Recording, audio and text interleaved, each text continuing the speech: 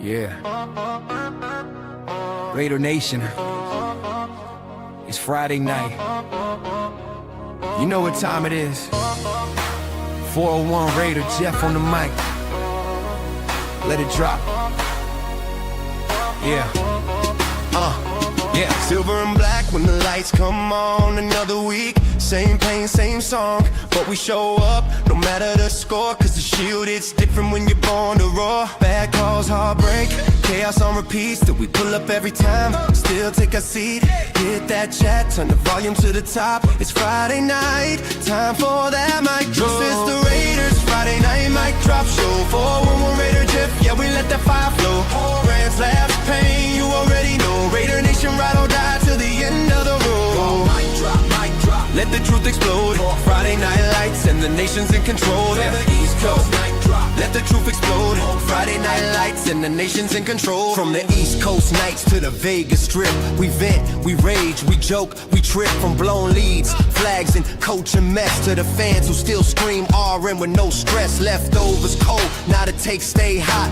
Raider Nation therapy, this the spot. Every Friday night we clean the slate and drag this team like we're tired of the weight. Yeah, silver storm in the sky, hear the nation's battle cry. Not a win, but we still unite, cause pain brings family every Friday night. This is the Raiders Friday night mic drop show. With 401 Raider Jeff, yeah we let that fire flow. Oh, comedy, chaos, that's how we go. When the team tests every ounce of hope. Mic drop, let the truth explode.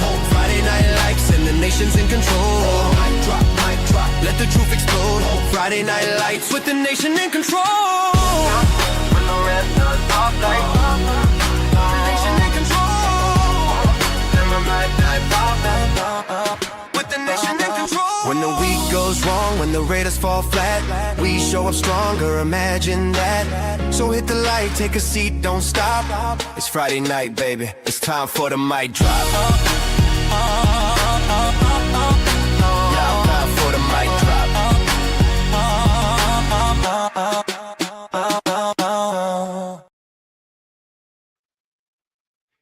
And here we go, baby. It's your boy Raider Will, and today I am subbing in for our boy 401 Raider Jeff. And welcome to tonight's Mic Drop Fridays. So let's get fired up and let's get engaged, baby. You already know what it is. Today I got my co-host coming in, man, for tonight. A heavyweight champ, a man, a myth, a legend. J-Dudes, let's go. Shades on. Hey, what's going on, baby? Hey, the future's so bright, I gotta wear shades. Wait, now I can't see where the fuck I'm going. Hey, man. Hey, guys, I appreciate y'all jumping in the chat tonight. Hey, I'm going to send out some quick salutes out here, man. You know, I'm not really used to this, so guys, stay with me. We got our boy Raider Travis in the house. Salute, salute, salute, fam. We got Robert Pena. Salute. Pena! We got Sacktown Mike. What up, baby? Dedication. Jumping out of helicopters still. Hey, stay tuned, man. You're gonna see Jeff jump on later. Hey, we got Jack Wasta, Raider Nation. What's going on, baby? We got our boy Navy Bet. Hey, salute. Navy Bet, one of our OGs. We got Michael. Hey, Jeff Downs, absolutely. Hey, if I run for president, he's going to be the only guy to vote for me. Just say it. So, we got some more salutes here in the chat. Check G. Okay, guys. Hey, what's cracking, Val? And we got 805. What's cracking, baby? Hey, salute to you, baby. We love you, Great show. Great show this week, 805. Good content. Good video, man. Good video. Hey, bro, he kills it every single week. Does. And you know what I love? It's from coach to coach. He keeps it a buck. Oh, you ain't lying, man. He's I don't even know why we messed around with Pete Carroll or Brendan Carroll. We should have just went straight to the 805. Hey, just hire Right to them. 805. 805 is in the building. You already know, man. Hey, just give them a Everybody salute. call. Everybody salute. Yes, sir. Hey, we got salute right here to Navy Vet. All right. Hey, guys. So today. Oh, no. Oh, wait. Whoa. What do we got? What do we got? Chewy's in the house. Oh, Chewy right down there. Right down there. I see him. He's rolling. Salute. Oh, hold on. Here we go. Where is he at? Right there. There we go. We got him, baby. Yo, but today, fellas, we're going to talk a little bit. We got a little bit of stuff going on. So we actually set up some stuff to talk about. And, hey, for the first thing, let's go here. Oh, man, now I'm confused. Hold on. Give me a second, guys. Yo. There it is. We got Fernando Mendoza. Is he our quarterback? Is he our guy of the future? What do you think? We got, hey, Joe Burrow. Is he done in Cincinnati, baby? Peepaw Rivers back at the helm with the Colts. We got our thoughts on the Eagles and Raiders. Also, maybe even catch up with our guy, Jeff in Philly. Mm-hmm. We got our special guest coming out, Gabe Oder. You guys will love him. You'll love him. Also, while we're at it, here in a few minutes, I'm going to introduce my new partner on my Tuesday night show that we were supposed to go live this Tuesday. However, my mom's doctor's appointment got pushed back to late in the afternoon. I had to cancel the studio. So I'm going to regenerate a studio. Hopefully Tuesday night we could do it. But there's also another issue there is he's got a baby coming this weekend. So we don't know if we're going to be able to do it. I'll tell you what. I promise you this, Will. I'm going to do a show Tuesday night. Okay. Woo! Let's go. And if I need to bring somebody in to help me out, this knucklehead right here, I'll bring him out. All right. I'll bring you in as part of the friends and family package, just so I can get my feet wet. You know, I am 943 subscribers away from 500. 943 subscribers from 500. Yep. Hey, keep clicking them freaking subscribe buttons over there for my boy Jay Downs, baby. Gonna have to hit him twice. Yes. Whether you're naughty or nice. Yo, so we are gonna also talk. Is Geno Smith done in Las Vegas? And did Notre Dame get done dirty? So, hey, let's start off from the top, baby.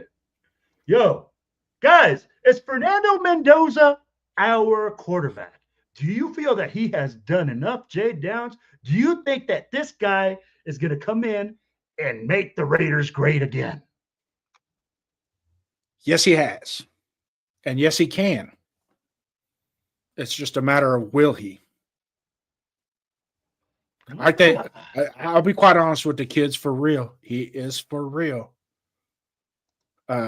I know there's some people out there, maybe being in this chat, who knows, in our community, that are saying, I'm not sold on Fernando. I don't know this. Okay, well, I have 3 games that I can show you.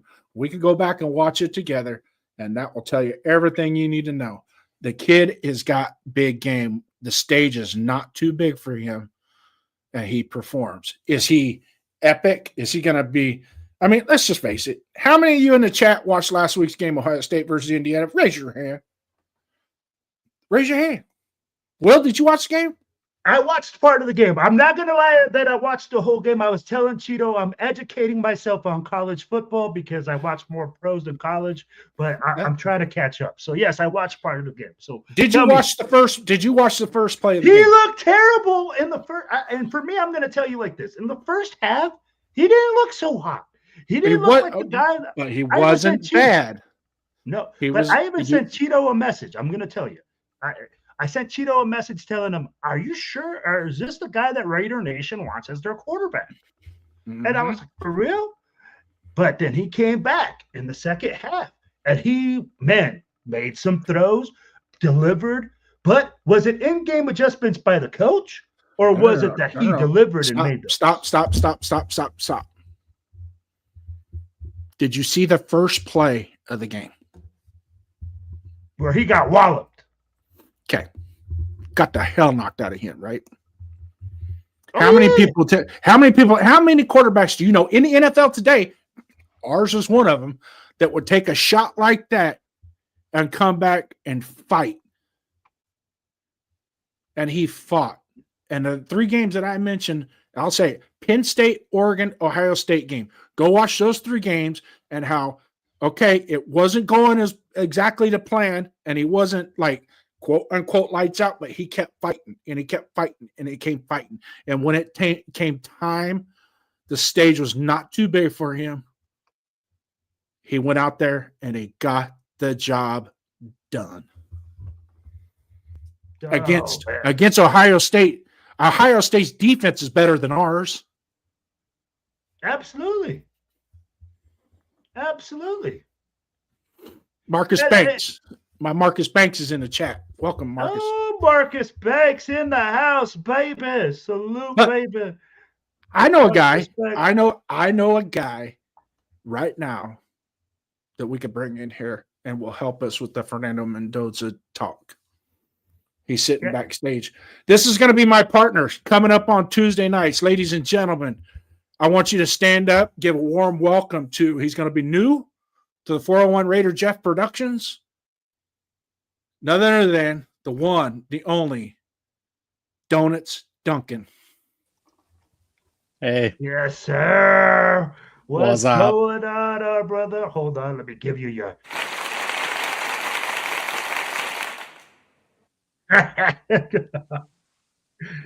Hey, Duncan. All right. So, hey, guys, this is his new co-host. Make sure that you guys lock into their show. It's going to be every Tuesday. I know that we do the Silver and Black Radio podcast and we do the Most Notorious. They're going to be doing their own show. Everybody's breaking off. We're doing 401 Raider Jeff Productions. He's branching off, man. We're spreading tentacles, right? So, first of all, thanks to Joe Burrow for stopping in, showing us some love. Joe Burrow with the $2 holla. I ain't coming. I don't want to listen to the two crazies, Wills. Hey, man, how did you know that was the way that we were going to go, Joe? I'd love to see Smoking Joe in silver and black with that type of swagger, with that type of attitude, baby. Come on, we were meant to be together. Boop, boop. Stop. You're going to get ahead of me on this one. All right, man. Hey, so my young partner would like to throw some knowledge at you with this Fernando Mendoza. Donuts, let her rip, dear Chip. Let her rip, baby. It's all you. I mean, it's like Jason said, he's had 3 really good games against top-tier college defenses in Oregon, Penn State, and Ohio State. He has moments where he doesn't look great, but he's always making smart plays. He gets rid of the ball when there's no receiver open. He uses his legs to get those first downs. The guy's always got his head on his shoulders. And he can run. He can run. And with his speech at the end of the game, I know a lot of people think is super cheesy, but all that emotion that he showed after the game, he was able to contain that while he's playing ball. He's got a great head on his shoulders, man. You know what's funny? People think that's cheesy, but at the end of the day, bro, you want that. You want that in a leader. Tell me that you don't want a guy that's emotional, that is out there, that high strung, leading your team. Like, he wants to win. And just that personality. And I'm going to tell you, like I told Cheeto, man, and Cheeto was like, Will, he's like, you have to watch the whole game in college because of the way that the mojo flows and everything like that. And, so I had to go back and educate myself, right? Like you guys have. So I went back and watched the games. And I like what Jay Down said. This kid does have moxie. Like, when the chips are down, he doesn't lay down. He doesn't go and just say, hey, I'm going to give up. And I think that would make a huge difference in the silver and black. Absolutely. Well, let's add a little bit to this, his emotions during the interview after the game. And I heard a lot of people out there, oh, he's crying, he's blah blah blah. Well, salute to Raider Jeff, baby. He's in the building. He's in the chat, baby. He's snooping on us. He's Hey, snooping on us is what he's doing. Big Making sure boss we're not is- getting in he's trouble. watching Yeah. us. Big Yeah. Boss has his eyes on us, man. Oh, yeah. Wonder how many Philly cheesesteaks he's had so far. Hey, but Yes, since sir. we're on the conversation, since we're on the conversation for Fernando Mendoza, and a lot of people were banging his balls about his emotion at the end of the game, and he was crying. He's a kind-hearted Christian kid. Okay, he's got good morals. Okay, he's got a great head on his shoulder. He's smart. He was going to go to Yale, so he must be smart, right? Went to Cal and said, "Hey, I'm going to take this football thing to Indiana." Right now, having said that, people want to bang his balls about crying after the game. That same person that makes that comment, I want you to walk over to the Kansas City Chiefs sideline after the national anthem and look Chris Jones in the face and say the same thing. Why are you crying? Find out what happens. It's an emotion. Some guys, it don't matter how big, bad, or tough you are. Showing emotion like that, there ain't nothing wrong with it.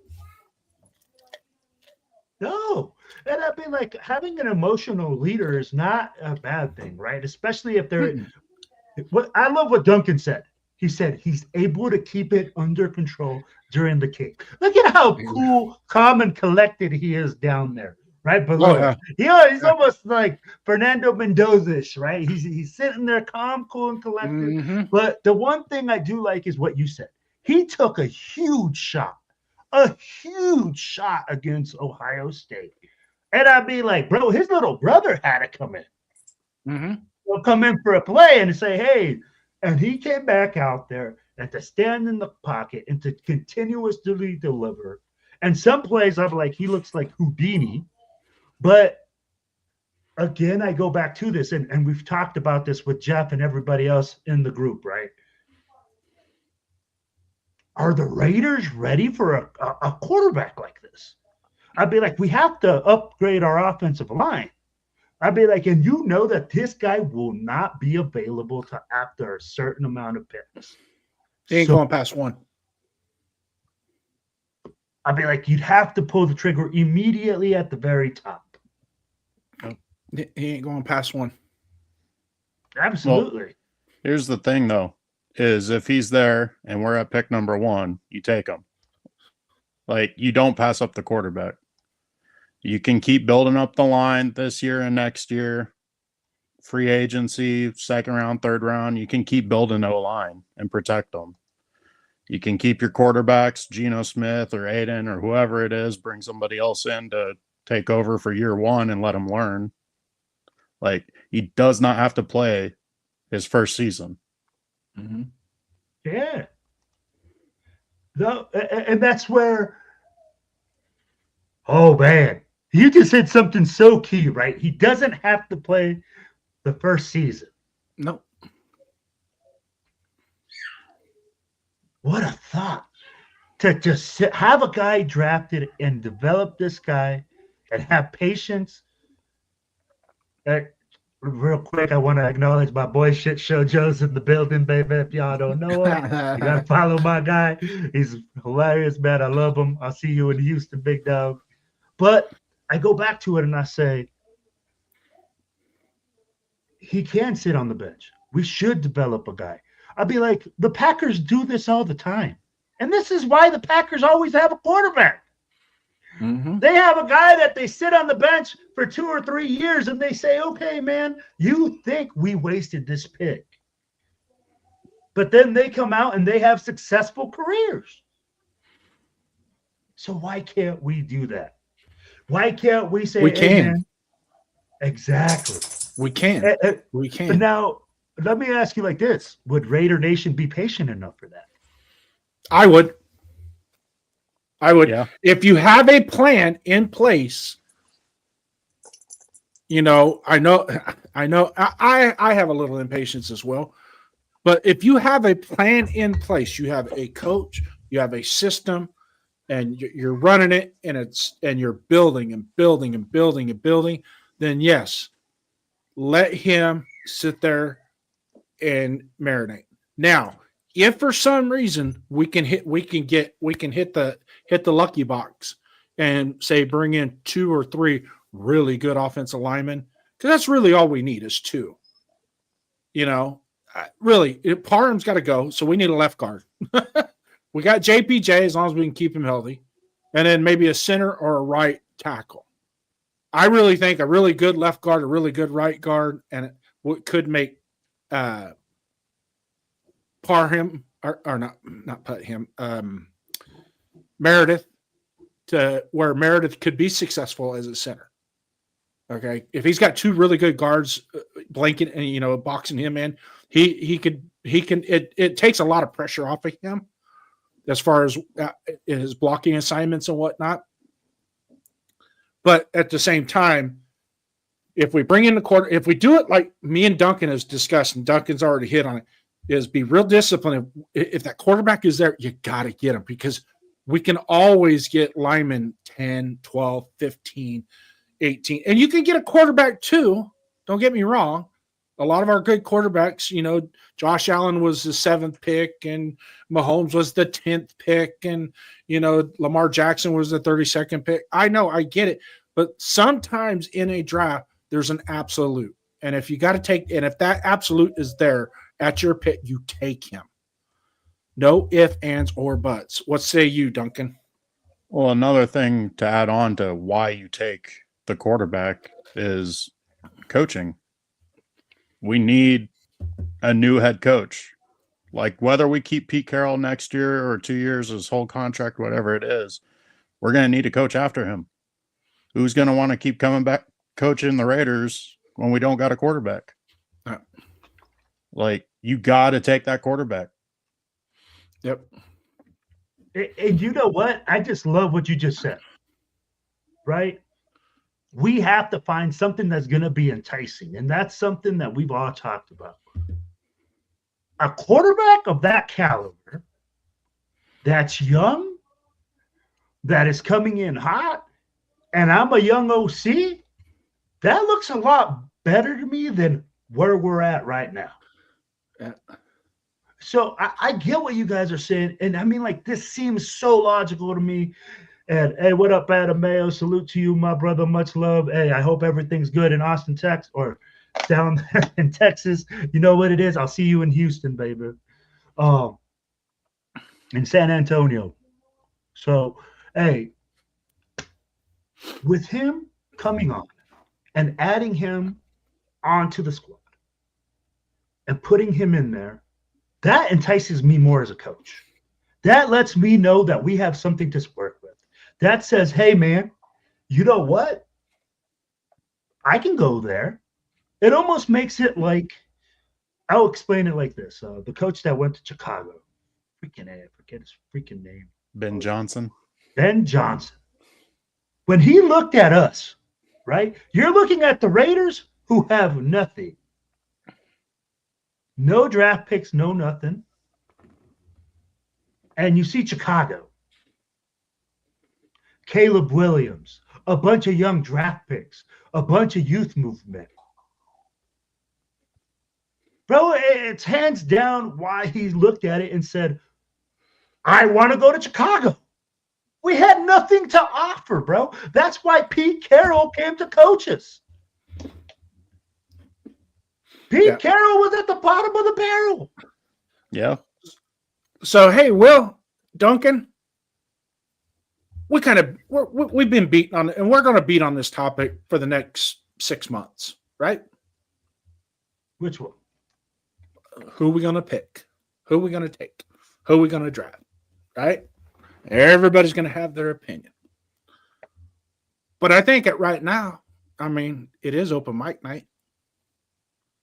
If anybody out there wants to come in and add to this topic. Let me see how I share the link here.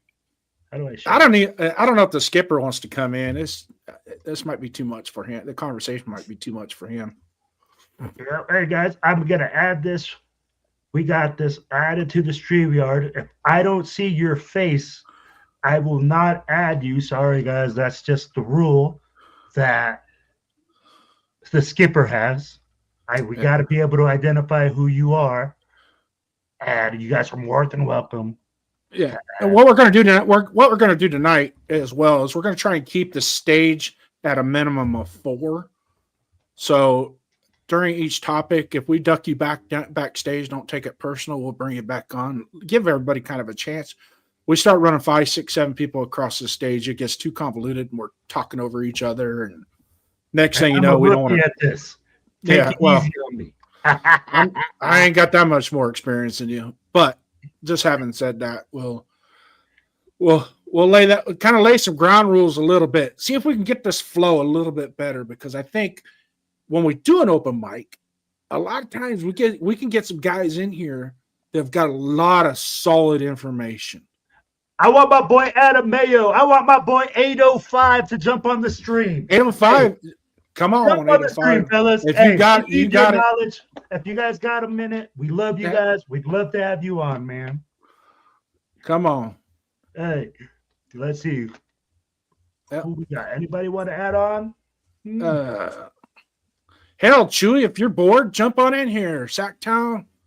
You guys like to run your mouth a little bit. Get in here. We got it right here. Hey, Jeff is in Philly right now, guys. He is in Philly. Yeah. So we are subbing in for him today. Sorry, guys. Oh, we got Sacktown right Uh-oh. Let's go. What's up? What's up, baby? It's time to go to Finally, hell now, man. finally somebody uglier than me on the show. I'm here for you, Jason. Thank you, brother. Thank you. Yeah. So, Sacktown, hit us with your thoughts on Fernando Mendoza. I love the guy. I mean, I was like for a long time saying F quarterback this year until later rounds, but not anymore. Not with Mendoza. I mean, and there is a possibility Mendoza will not come out this year. I mean, but I think he's going to win the Heisman at least, if not the Natty, and he's done.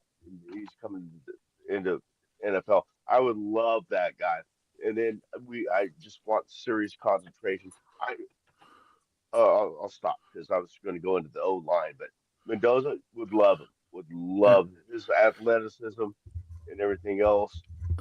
I think Mike, the overall consensus right now in his camp is that he is going to come out. That's the overall consensus. I'm based on what I'm hearing through all the shockwaves that in different formats that I watch and listen to. In his camp, he's probably about 80 to 90% sure he's coming out, only because he can't do anything in college to improve his stock. And I know there's NIL money, but a lot of times that's going to be a factor if the kid is going to be, say, he's projected second or third round this year. Now he can go back to college, get his NIL money, right? He's still good there, and improve his stock into the first round, because you want to get into that first. You want to get into that first round, especially as a quarterback, because it locks you in. The first round quarterbacks are only ones that are getting rookie guaranteed money, which is, I mean, it's not a lot compared to the other contracts, but you're still looking anywhere from $25 to $40 million guaranteed. Yeah, it's not like over 5 years. Yeah, you're not getting chump change, but you're going to be guaranteed that money. So they're going to be getting a good paycheck if they come out in the first round. They go to a team and they sit the bench for a year. Oh, well, they got paid real good money to get better at their craft. Yeah, we got 5 years a rookie contract with quarterback. That helps you build up your team. I mean, but the thing is, I mean, Mendoza, I mean, I know we don't think that Giants are going to pick up Fernando. I mean, Giants, that's who's ahead of us right now. But there's a very high possibility that there's going to be another team that wants to jump up there and grab him. And are you guys, pose a question to you guys, are you willing to trade up from 3, 2, 3, 4, or 5 to number 1 to get Mendoza? I don't think we're going to be able to if we have to trade up. Yeah. There's what, 4 Exactly. teams with 2 first-round draft picks Right. this year. Right. Not to mention 2 or 3 teams that have an additional first-round pick next year. Right. Yeah. They have all the ammo in the world to trade up, and we don't. Yeah. Mendoza. Yeah. Mendoza looks great in the window. You're window shopping, but what are the real possibilities of getting him? And I say if we don't get him, I'd say trade back a little bit and pick up some linemen and pick up some defense players, corner, Yeah. wide And I receiver. love where this is going. I love where this is going. This is going to lead me to this next comment, which if we do that, do we take Pavia out of Vanderbilt, who says he would love to play for the Raiders? Guys, Ooh, thoughts on that? Let me start with Jay Downs. I don't know him. I can't say shit on that. On the field, he has done nothing but great things this year. Great things.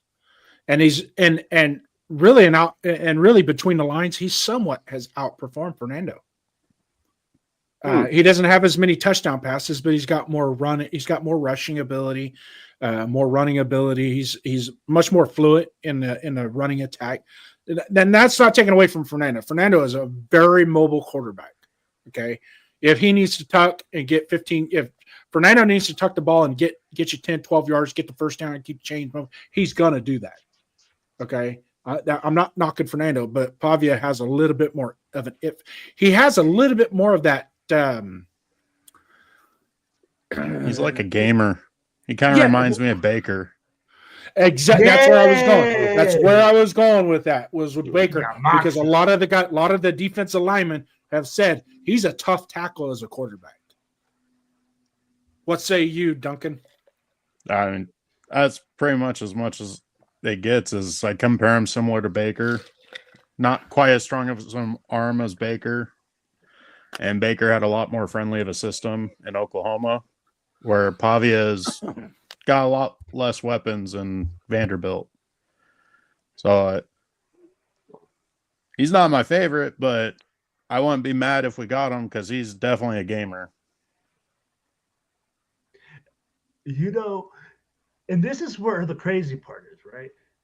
You guys have just elevated my game on Pavia when you said that, Duncan, where you're like, yo, his comparable is Baker. I mean, like, everything about him, I said, dang, he hit that. The one thing I don't like, and I'll tell you like this, is the off-field stuff, right? Is just his brother running around and getting arrested at games and having off-the-field issues.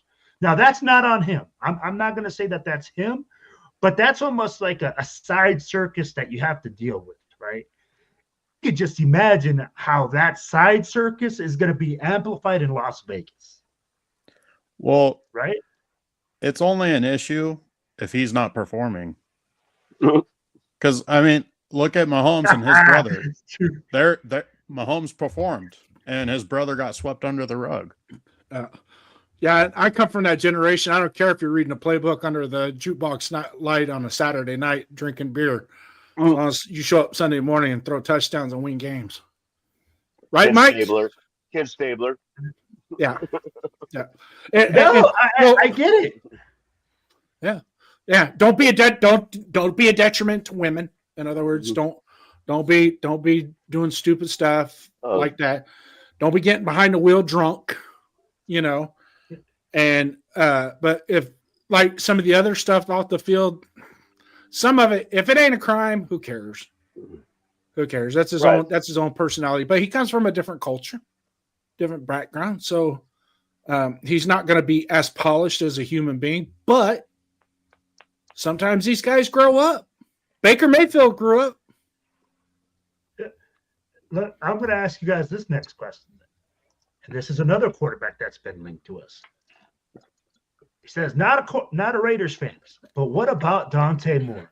I think he's a better passer than Pavia and just as mobile. I don't think he's coming out. I don't think he's coming out this year. Yeah, he's getting that Nike breaking money. Breaking news. His offense coordinator left for Kentucky. It upped the ante a little bit of him might want to come out. Ooh, I did not know that. Well, as a passer, Moore's probably the best option in this class, just as a pure passer. Pure passer. He's got a great arm, real nice, smooth release. My problem is he's coming from Oregon, and Oregon's pretty friendly for quarterbacks. But Justin Herbert came from Oregon. Yeah, what has he done? Lost in the first round of playoffs every time he shows up. He's best quarterback from week 2 to 15. Yeah. Just get me into the playoffs, baby. Then we got Bo Nix. He came from Oregon and Auburn, but he only shows up in the fourth quarter of games, which, I mean, that could win you a Super Bowl with that defense, I guess. But he's not doing shit. Cheeseburger, just I'm gonna throw this in there. What is your? I know you're not a Raiders fan. What's your team, man? We'd like to know. All are welcome here as long as you're not disrespectful. But just curious who your team. All right, and then, like now we got this question here. Oh, ECG in the building. It says ECG says his tight end Eli Stowers just won the John Mackey Award. He got weapons. LOL. Eli Stowers is a monster. If anybody would know, it'd be ECG. Yeah. So okay, hold on here. Let's see, and I'll be like that pretty much. Oh, I think he's FCS. He's an FCS quarterback. yeah.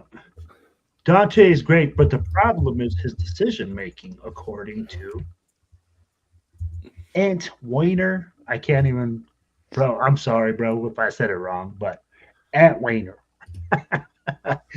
And then Cheeseburger Daddy says, "I'm a Colts fan." Oh, okay. Okay. Oh, okay. Cool. Hey, and Cheeseburger Daddy just commented on Peepaw Rivers being the Colts quarterback. Yep. Yeah. So Good thing So- we're not playing the Colts That's this right, week. I forgot about that. Yeah, right. hey, so I'm gonna go. I'm gonna go to ECG's comment right here. Now that I figured out who it is, the tight end from Vanderbilt. Yes, absolute weapon. It helps Pavia out a ton, which I kind of correlate when you watch the two. I kind of correlate that with Drew Aller last year with Tyler Warren. Drew Aller with Tyler Warren was just an absolute weapon for him. Tyler Warren goes to the NFL. Drew Aller says, "I'm going to stay another year." Look what happened. That Or made a Beck difference. and Bowers. Well, Bowers makes Geno Smith look like an All-Pro. Eh.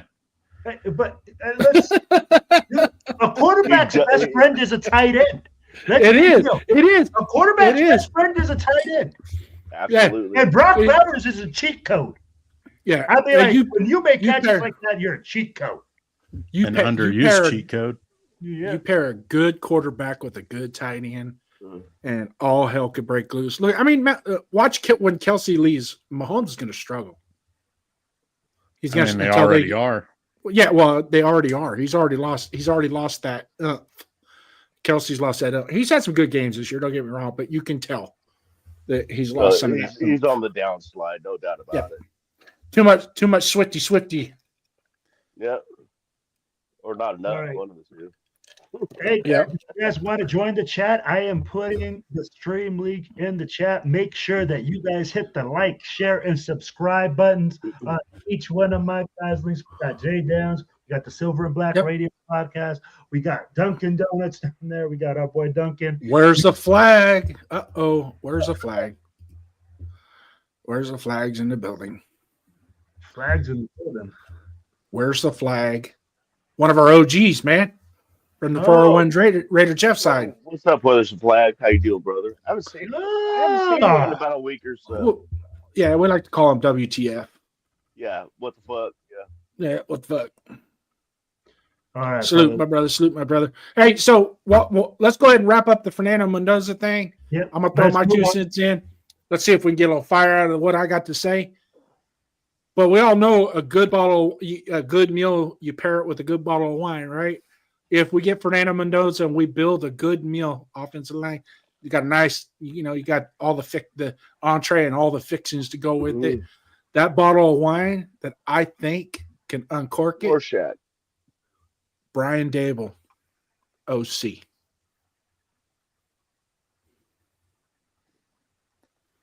Duncan. Eh, He's Maybe. smiling. I think I heard, Maybe. I'm not a I think Dable I think I fan. just heard crickets. I'm not a Dable fan either. Yeah, I'm not a Dable fan. I think Especially we're after Daniel Jones is with the Giants for how many years and doesn't do much, and then first season with the Colts, all of a sudden he's performing better than he ever has. I think that Yeah. shows more negative on Dable. You know what? You are, dude. Thank you. That's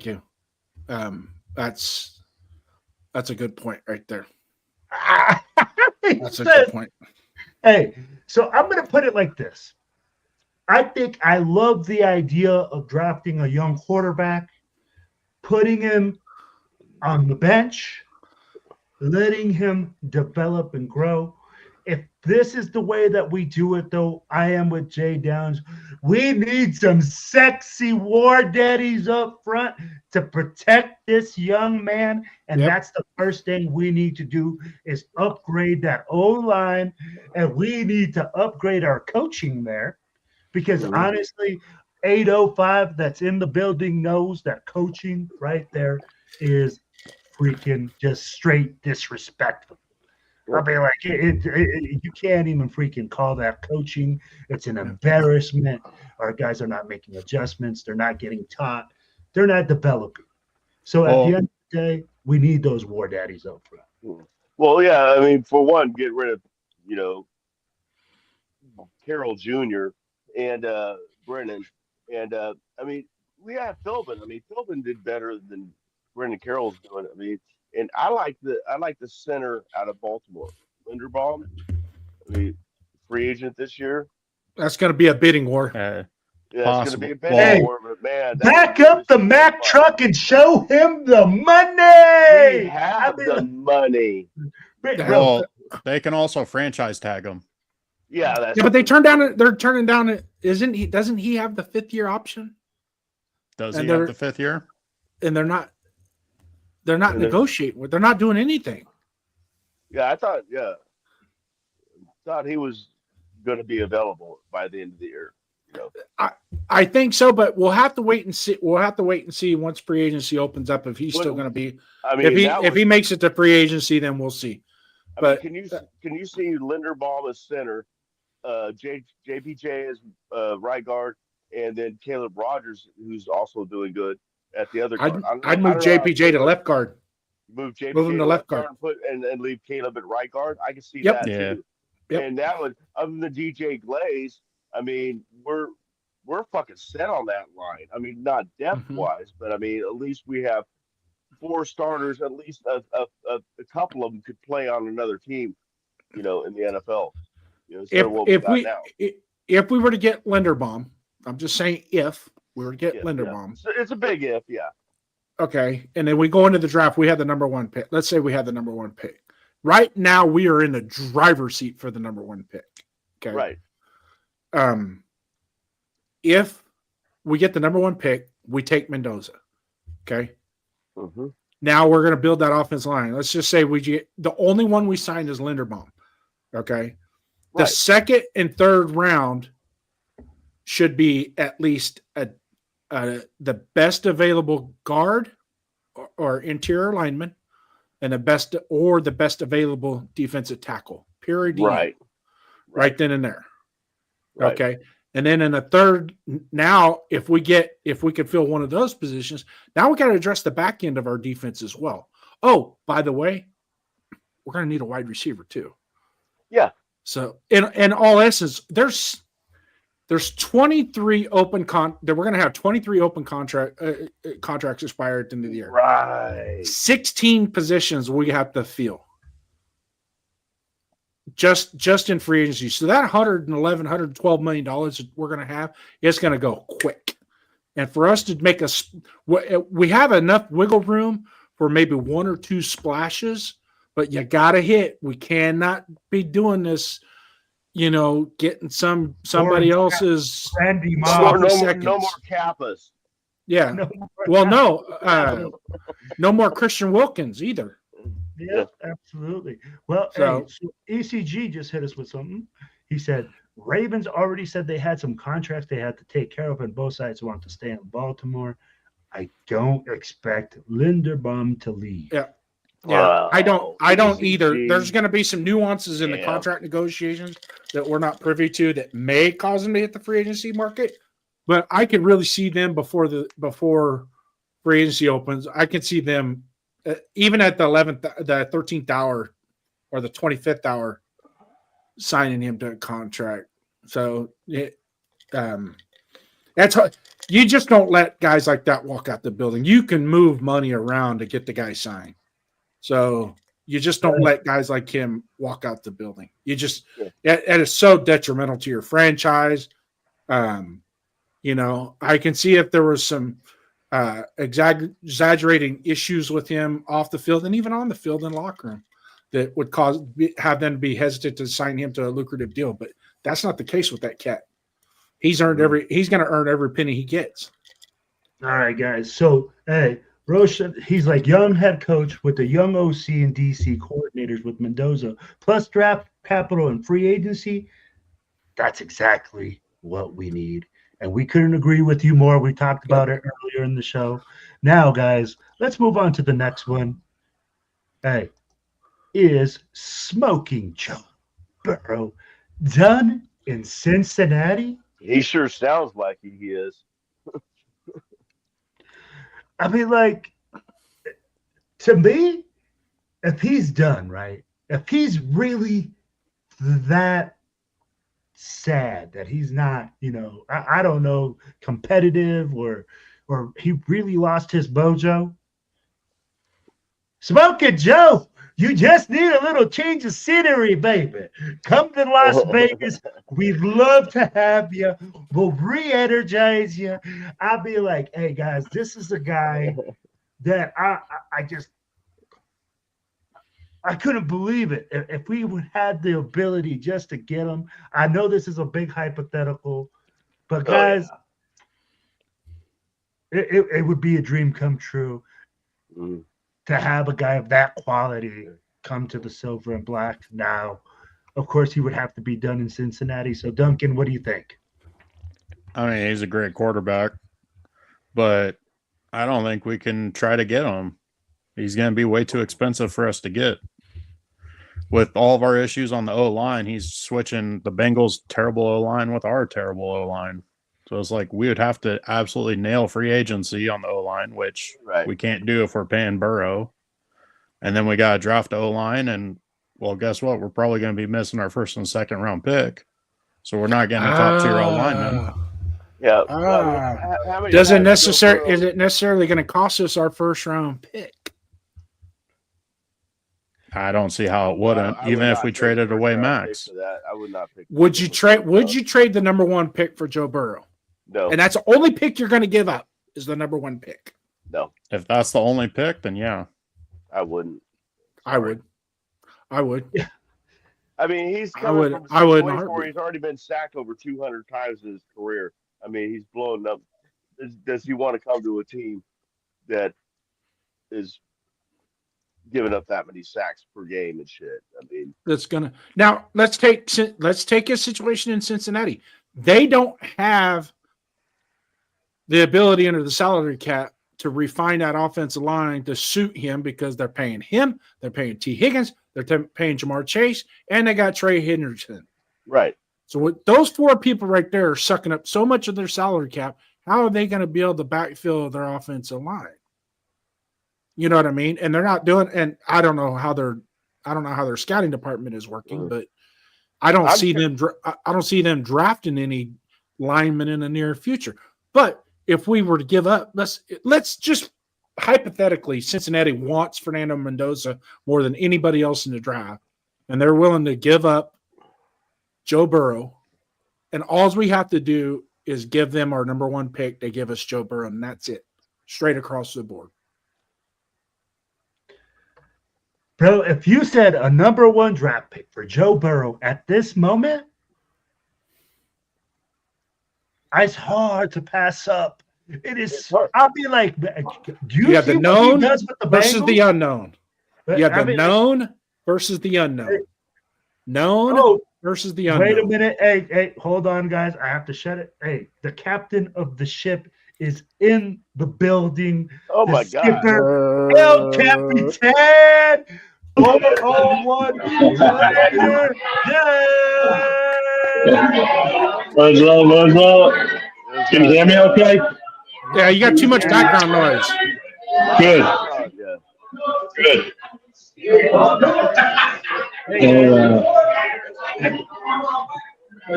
I'm going to go outside, so hang on. Yeah, thank you. Yeah, I am. I got Myra G's here, too. Oh, say hi to Nice. Myra for me. Say hi to Myra for me. She remembers. Oh, you're going to be able to say hi to her in a second. Okay.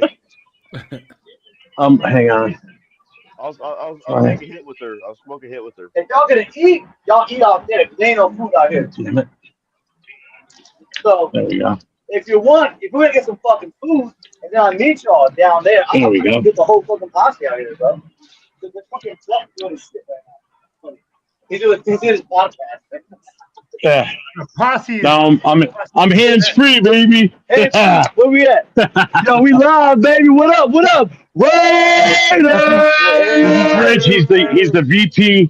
He's the VP of the Philly chapter here for TBH. Yeah, we represent. We live. I got my boy Wolf, Vader Wolf on the line. Ross Bricks on the line. Look, I'm about to show y'all live shit right now. what up, Wolf? Yeah. What's up, guys? What's going on, Ross? Yo, it's all about the Raider Nation. Recognize that shit. Real recognize real. Raider till we die. Win, lose, or tie. Let's go. Oh, so I'm out here freezing my ass off for everybody. So it's fucking cold here. That's all I gotta say. But yeah, no, the place was popping pretty good today, man. We had a good amount of people here. So I don't know if you can see behind me, but No, you pretty much block half the hemisphere. okay. Okay. So Dude, this new tripod selfie stick is freaking awesome. I love it. This is great. Because I can just stand here like this. Oh yeah, baby. Told you upgrades, man. How's everything going tonight? Yeah, got you know, better we were- now that you're in the building. Yeah, Yeah. We were runner-ups to the Emmy until you showed up.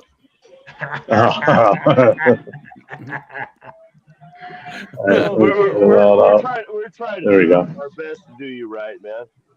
Oh, good. Uh, Who's in there? Oh, Mike's in there. What's up, Mike? Is that Duncan up there? Yeah. yeah, What's there's up, brother? There's a Duncan. How you doing? What's going on? What's up, Will? What's up, Jason? What's brother? up, Good. chat? I can't see the chat from here, but what's Well, up, everybody? How's everybody doing? Hey, Yes, Jeff, sir. hold on a second. Let me get you caught up on the chat. Rosetown's in the house. You want to shake down for him? Oh, Marcus Rose, yeah. Banks is in the house. Rose Shack. What's up? All of our OGs are in here. Frank Weber's waving at you. I don't know why, but he's waving at you. Money Chuck What's is up? in What's here. up? Money Yeah. Chuck. Welcome. What's up, Navy Money? Vet 47. What's up, Marcus? Maybe that. What's up? Daniel Barry. There's your number one fan right there, is Daniel Barry. You're very my man. Yeah. We got Ant Wayner, 41373 is in the house. Let's see who else we got going on. 805 he's still listening because he's got to Is he? make sure he's got to What's up, 805? babysit me. He's got to babysit me sometimes, you know. Yeah, You gotta I got pictures. Oh, go ahead. Sometimes he's just got to babysit me. That's the only reason why he's still in. You know, Oh, where's I'm the- like where's the I'm like this flag? redheaded. I am his redheaded stepchild on the internet. Sucks, man. The freaking bar here closes at like 10 o'clock. What? So it's like, yeah, dude. Really? It's around here. There ain't nothing around where we are. So Geomex, welcome, brother. right over there is the airport. Oh, Jeff, So- Jeff. Yes. Give a Yes. special shout out to Where's the Where's Flag? the flag? What's up? Where's the flag? What's up, my guy?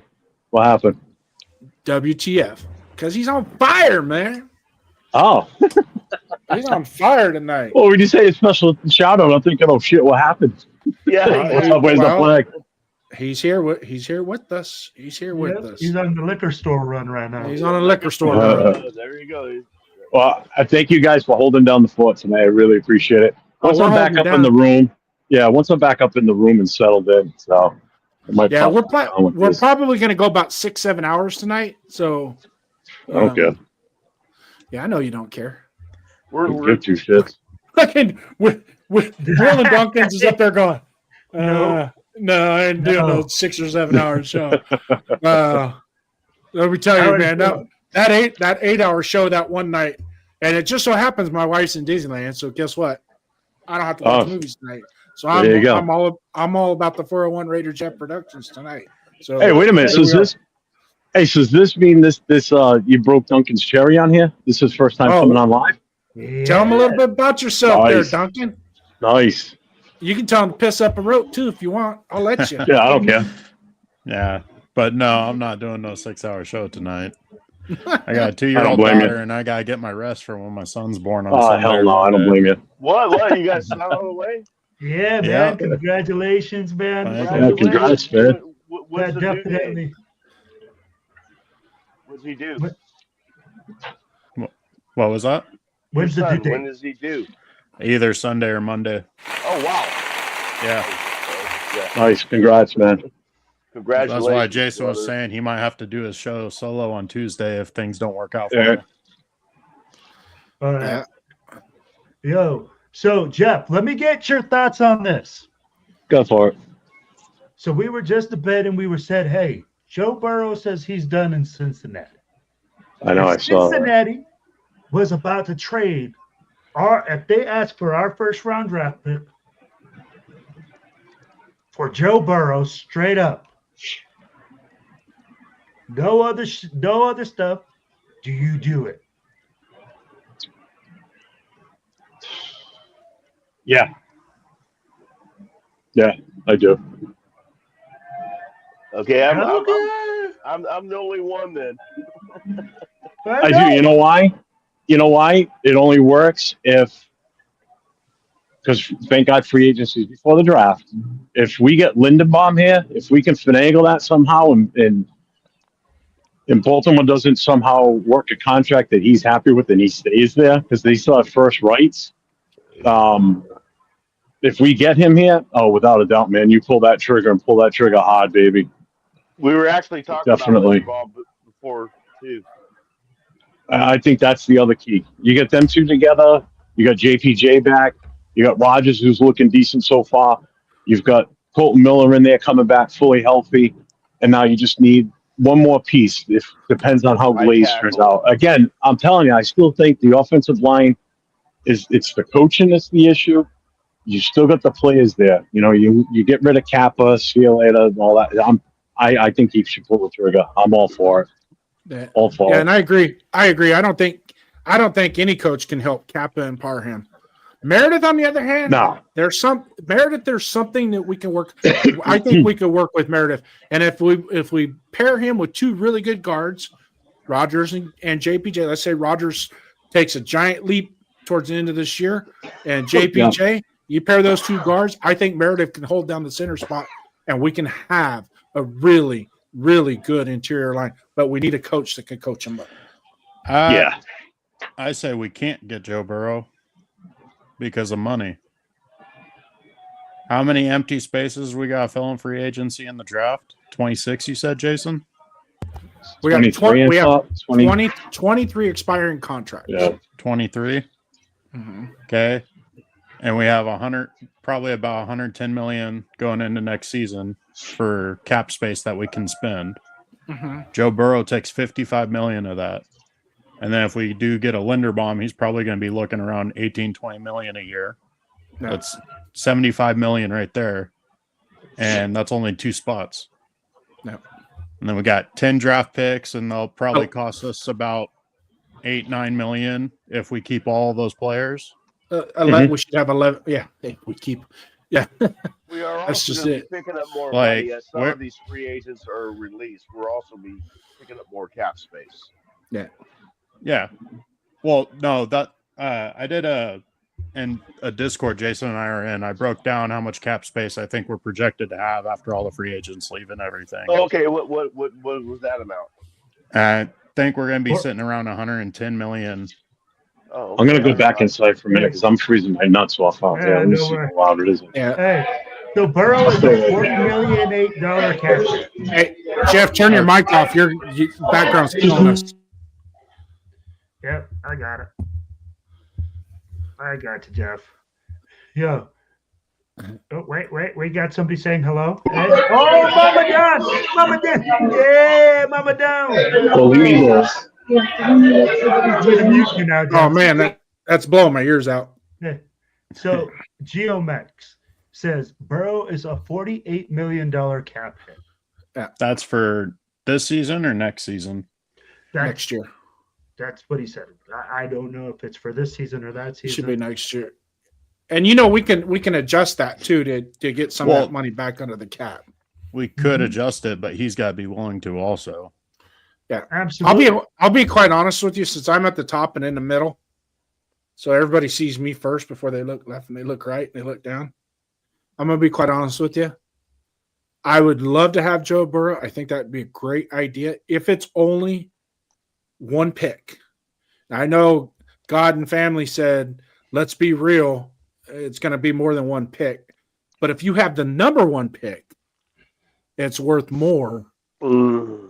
Because you got to think about it. That number one pick is worth 3 or 4 picks itself. Oh, right? Joe Burrow. So if they go, we want three picks for Joe Burrow, we're giving you the number one pick. My thing with this is, when you have a disgruntled guy, ain't no way I'm giving up that. Yeah, and I don't think they're going to give him up for that. But he's just. I don't think so either. Can I just finish so everybody knows where I'm coming from specifically? Okay. I don't think they're going to do that. And in a roundabout way, I hope they don't, because I think myself and everybody else, we've been doing this way too long, that it's time for us to get a franchise player that we can say was ours, is ours, and will always be ours. Oh, I agree. I agree 1,000%. Maximize his screen. I agree 1,000% with that. Jeff's going to be walking this around the Philly thing while we talk. So sorry, guys. Just letting you guys know. I put it on his camera, but go ahead. You guys keep talking. Mike, well, also with saying, the Joe Burrow thing, his whole thing is not having fun, right? Like, he's getting worn down physically and emotionally. Who's to say, okay, a team is able to get him, and then he retires like Andrew Luck? Like, that's a big risk. You know, absolutely. I mean, yeah, is he going to bounce back from this whole? Because I mean, I'm assuming every one of us has seen that interview, and it was beyond bad. I mean, and do you really think he's going to want to come to a Raiders team that has no offensive line at this moment? I mean, so a number one pick, whether it's first overall or if it's third overall, I wouldn't do it. I wouldn't. I want to get our quarterback, like Will just said. We want our quarterback. We're going to groom him, you know, and hopefully get a. I would like to see Derek Carr brought up on the coaching staff, not on the team, but on the coaching staff. And maybe an assistant quarterback coach. Why not? It says Burrow needs. So, all right, guys, let's wrap this one up. We'll move on now. We'll move on to our next subject. Peepaw Rivers back at the helm with the Colts. Hey, sat down. I'm going to let you start this one. What are your thoughts on the Colts bringing back Peepaw Rivers at 45 years old? That young gunslinger out. That's all I can say. Well, it just shows the amount of desperation they're in. I mean, they obviously they effing need somebody. If they're gonna bring him back, it's. I mean, and they look so. It's sad too, because my sister lives in Indiana, my brother-in-law, and I feel bad for him. But I mean, they look so good this year. And then for all this to happen, now they're down to Phillip Rivers coming in. Ever since Anthony Richardson, the whole Anthony Richardson's ordeal, this quarterback, they're going to be good now. And that fell. And then now they're down to, then they got Indiana Jones was looking really good. And they're almost as cursed as bad as we are. Almost. I mean, they've had no luck. That's how I feel about it. Guys, we got our special guest right now. Gabe Owner to the right of me, right in between me and Duncan. I'd be like, you obviously see that he's nice and healthy right now. Freaking great guy. Hey, let us know what you think about Peepaw Rivers taking it over for the Colts there. Gabe Owner. Oh, I'm having a hard time dealing with this. I mean, come on now. The guy's, jeez, he's older than me. Look, it's a gimmick. It's really a gimmick, I think. And, well, hell, bring back Jeff Saturday, too, while you're at it, huh? Yeah. At least the Raiders aren't playing the Colts this week. Yeah. And, guys. Yeah, no shit, huh? Duncan, let me get your thoughts on this. I want to get your thoughts on Peepaw coming out, shaking off the dust, getting a contract, and getting out there and doing some nasty work after 4 years. He's going to get absolutely clobbered. Just 4 years away from football, and then he's going to come back to the NFL. Like, he's going to get absolutely demolished. You think he'll break any bones? Playing the Raiders. You think he break any bones? Maybe. Oh, we got. It's Myra. We got Myra. What up, Myra? Yes. Let's go. Myra. Ooh, she's rocking it. Myra. Oh, we got, let's see, I'm going to turn. No. Oh, there we go. There you go. You're front and center right now. How are you, Myra? What's up? We're out here in Philly. Yeah. Everything's good? God, she can't hear you because I got an earbud, but I can relay, so. Stocktown White. Yeah. Hold on.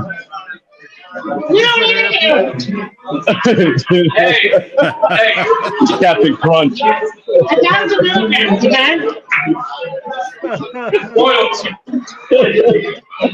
awesome. You know the babes in the building.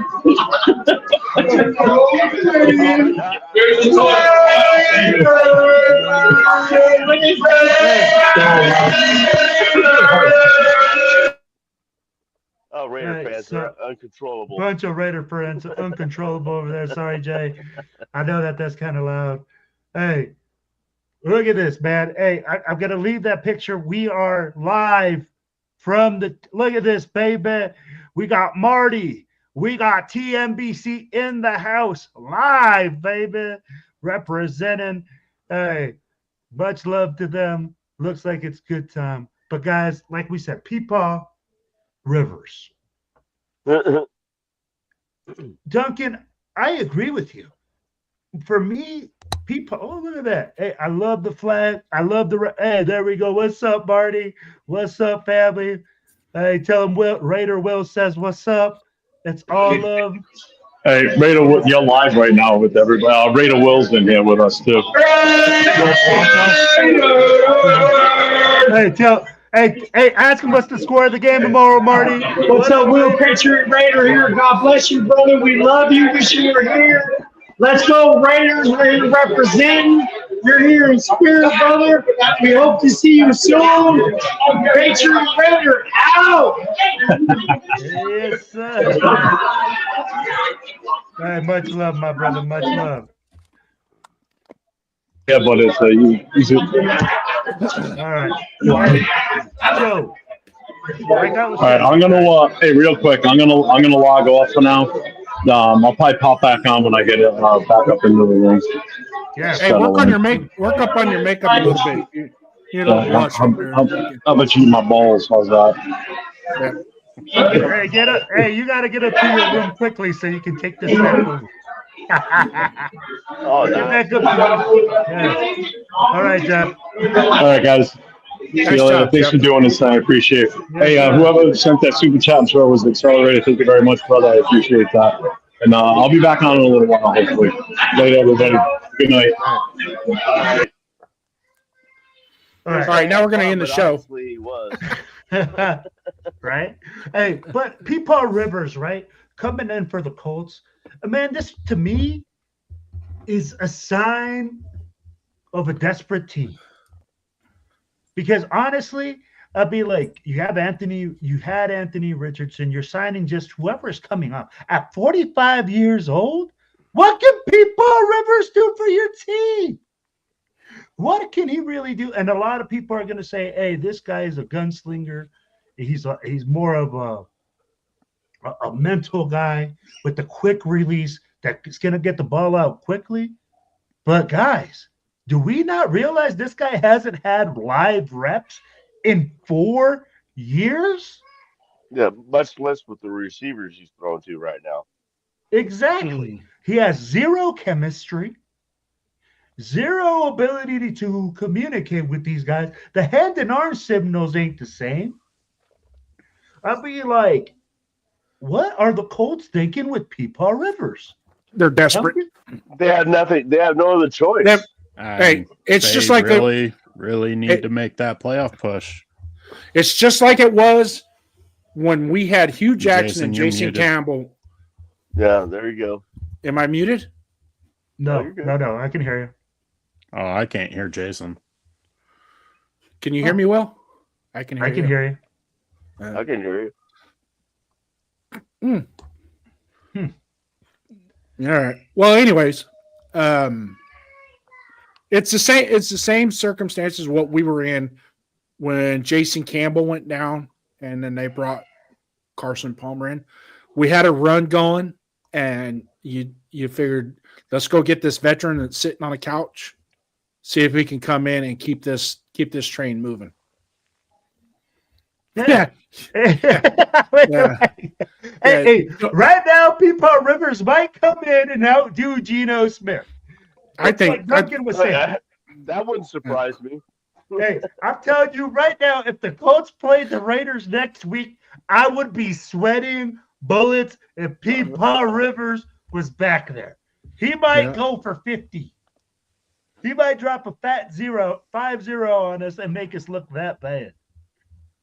That's what usually happens to people bringing a new quarterback right in front of us and kick our ass.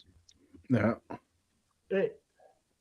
So when we look at this, right, all these teams making a move for the premier spot, you got everybody trading, everybody looking. The Raiders are looking to draft one. Guys, we're looking to fill that position. With everything that Duncan said, 23 positions that are going to be open, limited cap space. How do you guys envision this happening, man? Like, how do you guys envision this actually becoming a successful program? And I'm going to start with Duncan because he's new. He hasn't given us his opinions on anything.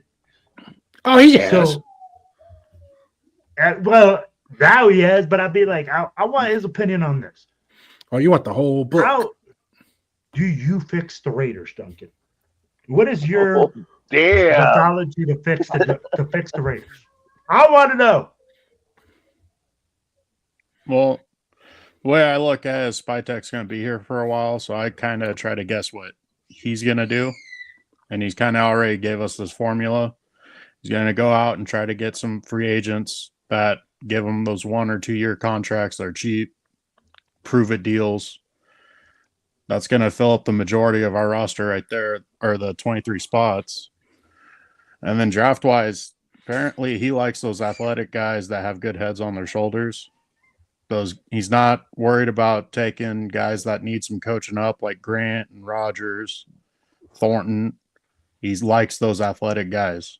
And some of that could be Pete Carroll too, because Pete Carroll likes his tall, physical, fast receivers and corners, which is why we got Thornton and Porter, the corner. But first round, we got to get that quarterback. We need the guy of the future.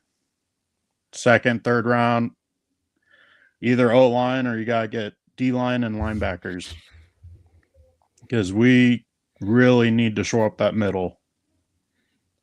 And ultimately, you control the game of football through the trenches. So I'm always for D-line and O-line. Okay, Jason. I think Spytek's. I could picture him being a little bit more aggressive this year, because now he's going to have his pro player personnel director and Brian Hunt to help work him through that. So he'll be a little bit more aggressive. He's going to be a little bit more aggressive in the free agency. What I don't want is I don't want him to go out and start shopping for his bringbacks. And when I say his bringbacks is people that he knows. Branch out a little bit. Start studying the overall aspects of what our needs are versus what our wants are, right? And then fill those up. Get those. You're gonna have to get those needs done first. But you know, and I know, Mike, you could probably attest to this as well. And Cheeto Linus is in the building now. So Cheeto's in the building, baby. He's in the world building. Famous Cheeto Linus. Y'all know what it is. That's my brother from another mother. Make sure you like, share, and subscribe on his channel too. So I think we got to be we got to hit in free agency, man. Got to hit it and be smart, be diligent. But I think he's going to be a little bit more aggressive this year. I don't think he's going to be as. I think we're going to sign some more of the 2 and 3 year contracts that we are just one shot, one hit type thing. Sacktown. How do we fix the Raiders, baby?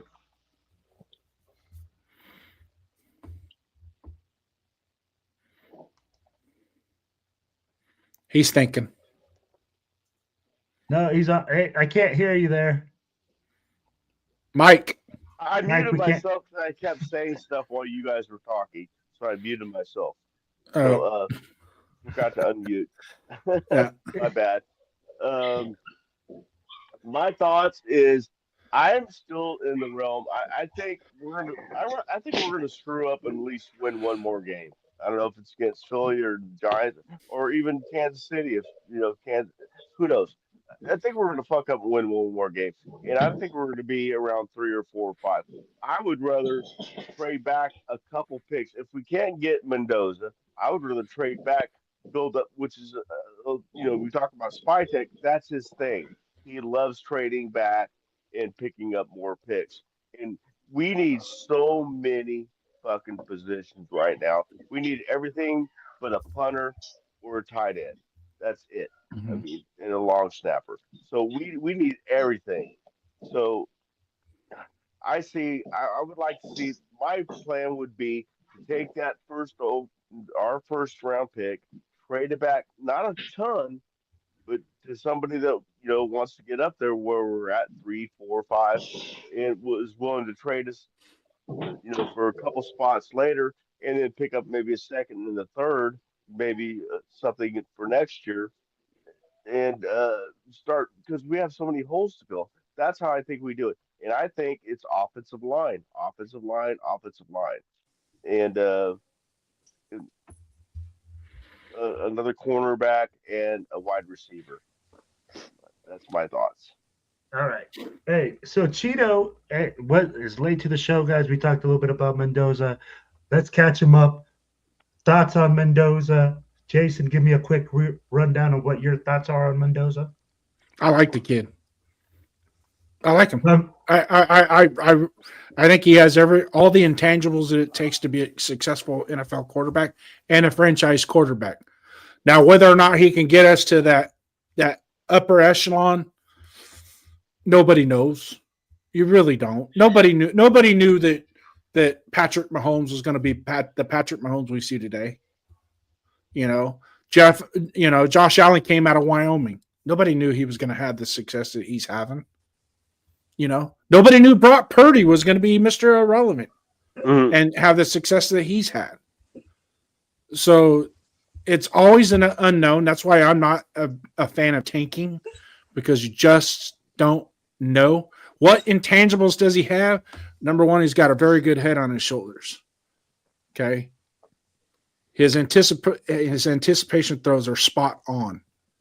Number three, he doesn't ever quit. No matter if the chips are down, the lights are never too big for that kid. Those are three right there, intangibles right there that are very important. Is whether or not he doesn't give up. He doesn't quit. Duncan? Sorry, I finally fixed my headset. Well, what was the topic? So, just a quick recap on your thoughts on Mendoza for Cheeto. I mean, his comps right now is Jared Goff. But as far as student of the game, I think he's got a mind similar to Brady, where he's always willing to take what the defense gives him. He's quick in his reads. He's got a good arm, but he's not trying to force that ball deep unless he absolutely has to, because the game's dictating it. And he's already proven it against three great defenses in college that he can play with the big boys. To me, he's the surefire number one pick. Mike? I wasn't laughing at you. I was laughing at the last comment. I'm sorry. No, it's all right. Mike, go ahead. Mendoza again. I don't think we're going to be in position to get him, but it's not out of the realm of possibility that we have the number one overall draft pick. That's it's not a far fetch. If we have the number one, I don't want to trade up for him. I don't want to risk a bunch of other picks that we could have to build around him. But if we can get him without trading up, hell yeah. I mean, why not? But if we can't get him, that's why I'm thinking. Oh, never mind. That's another subject. Yeah, I'd love to have Mendoza. We're gonna polish off this. We kind of recapped it because Cheeto got in here, and thank you, Cheeto, for everything that you do for us. Kind of recap it, but I'm gonna go one more quality characteristic or intangible, whatever you want to call it, with Fernando Mendoza, and this is what I see with him. And I watched him play a lot this year. And one of the things that he has that's very important as a quarterback is when you are standing in that huddle and those other 10 guys are looking through your face mask and they know that that's the guy that's going to get us down the field. And we trust him to perform behind us, because they can't see him when the play is going on. He's behind them. So they got to trust him just as much as he's got to trust them. And when you can do that as a quarterback, you can get in that huddle. Baker Mayfield's good at that. That's one of his qualities that I really like, is he gets in that huddle, and those 5 offensive linemen are looking at him as he's calling the play, and it's his tone of voice, it's how he's relaying the play, and it's also some of the other verbiage that he's using in that huddle that we don't hear it, obviously, but if you've ever been in a huddle and you've ever played with a quarterback, that sometimes that there is a quarterback out there that you just go, I'm going to do everything I can to keep that boy upright. Absolutely. So, because my boy Cheeto's in the chat, guys, I am going to bring the hottest question in football at the moment.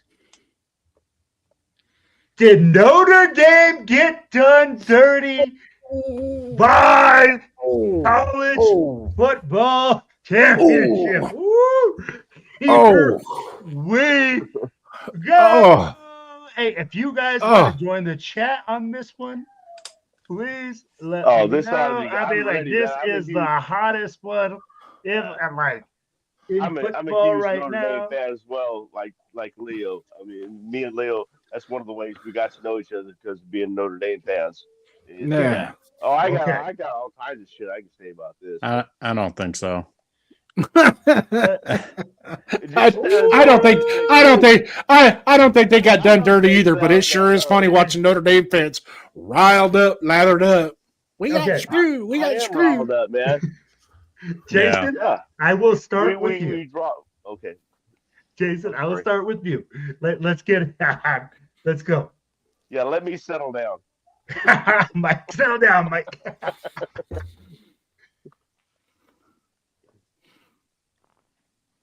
Join the conference. Get in a Big Five conference. You want to knock off the nonsense? Get in a conference, win the conference. I understand. That's what this is all about. That's part of my peeve. Well, if they had lost, you well, go first. The biggest thing is they lost to Miami the first game of the season, and I knew that was going to come back to haunt them. I knew that was going to come back to haunt them by losing that game. And so they have nobody to blame but themselves. Now, do I think Alabama got preferential treatment? Yeah. That's kind of, as far as I'm concerned, I don't care. Oh, well, they beat 4 ranked teams in a row. And, it's the SEC. Yeah, but they got their asses kicked in a championship game by Georgia. Right. Okay. Now Georgia's a damn good football team. Don't get me wrong, but they got stomped, and that in and of itself, right? That selection committee, when they went to do that, that should have been a big red flag right there. But no, it's Alabama. We got to keep Alabama because it's because of this. It's because of this, and I'd be quite honest with you. I think Notre Dame would be just as big a draw financially as Alabama would. I think Notre Dame could have probably presented a better foe for other people in the playoffs.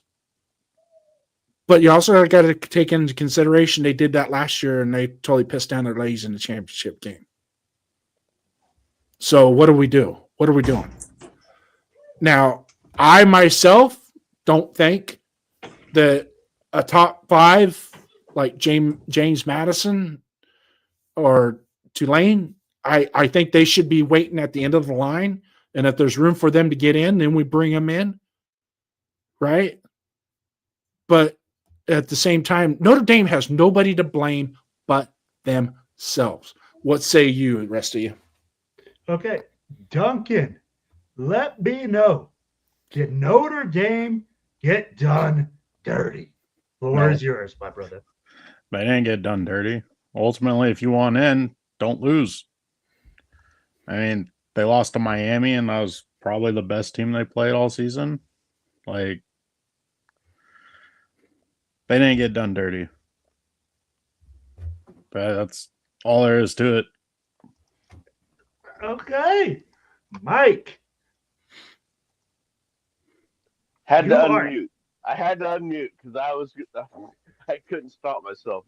But Jason Downs, 90%, I would agree with what you said. 90% of it. I mean, you were almost stating my case about, well, the thing is they're not in the conference. Well, I mean, and I agree that Notre Dame, and I agree. I think they're going to be joining the ACC, and I hope they do it soon so they have that championship game. But I mean, when you're ranked at number 9, and then you win a game it's not a top-notch team, but you destroy the team that's in front of you. It's a drop from 9 to 11. How does that work? How does that work? It doesn't. It's another thing because Notre Dame is a name like Alabama. It's a name. Ohio State. That's a name. Notre Dame is a big fucking name. I mean, they've been on broadcast every week back in the day when I was a kid. I mean, they have a name. They have a following. They have a market value, and I think it's a bid. The that the NCAA wants Notre Dame to join a conference, which, in my opinion, in most people's opinion, would be ACC, and I agree with that. And then they'd have a better chance because we have to make it up. Yes, we lost our first 2 games with a redshirt freshman quarterback. We played Texas A&M, we played Miami, and we lost both of them with the total point spread of 5 points for both games. Okay, that's 5 points total for 2 games. We lost to Texas A&M and Miami by 5 points total. That's a slim margin with a redshirt freshman quarterback. And what they did the rest of the year, we demolished teams week after week after week. And we played good teams. You might want to scoff at Navy, but they have a fucking good team, and they play my Army team tomorrow, and they're going to kick my Army's team's ass. That's another subject, but the fact of the matter is, I think it's a power move to make sure, try to convince Notre Dame to join, a conference, and that's what I think is bullshit about it. That's the part. I know Miami beat us one. I was expecting Miami and Notre Dame to get in, and Alabama to get out, especially after that shellacking against Georgia, and they passed us when they got shellacked, and we won a game. Doesn't make sense to me. But Alabama also beat Georgia earlier in the season. But they lost to Oklahoma.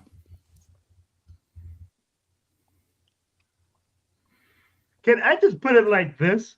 I will say this. The BCS thing is just dysfunctional. Why can't we go back to figure this out where we have some sort of playoff system where we say, hey, you have to be in a conference or you have to be in some sort of group. And I get it. Revenue sharing. And people say, oh, Notre Dame's its own moneymaker. But guess what? You need the ACC for basketball. I mean, literally, the AD came out and said, oh, well, we're aligned with them in 24 other sports, but in this sport, we're not aligned with them. And they use that against us. Well, what is the ACC guy supposed to do? You're supposed to protect your brand. You're not going to go hey, and how convenient is it for you that you want a revenue share on things that you don't make as much money on, but when you're making a lot of money, you don't want to share that money. Exactly. Thank you. So I go back to that and I say, you can't have it both ways. You can't have your cake and eat it too. And that's what Notre Dame has done. They got, like Mike said, they're always on NBC. They got their own TV contract. They got and they're generating their own money. Great. But now go to a conference and share that money with the rest of the league. Oh, no. Oh, hold on a second. Now we're Notre Dame. Okay. Well, then you're going to be an independent. When you're independent, if you earn a right. Now, if they were the 5th or 6th rate team in the nation and didn't get in, I would be pissed because now you're talking that they absolutely, if you're in the top 5, no matter what, you get in. No matter what, whether you're in a conference or not. But they were 9th, correct? They were number 9. Yes, they were 9. Were they? But they were number 10 in the coaches poll or anything like that. The thing is, did any of the after the championship games, then that's when they got bumped from 9 to 11. Leo, correct me if I'm wrong on this. Yeah. So I'll ask this, right?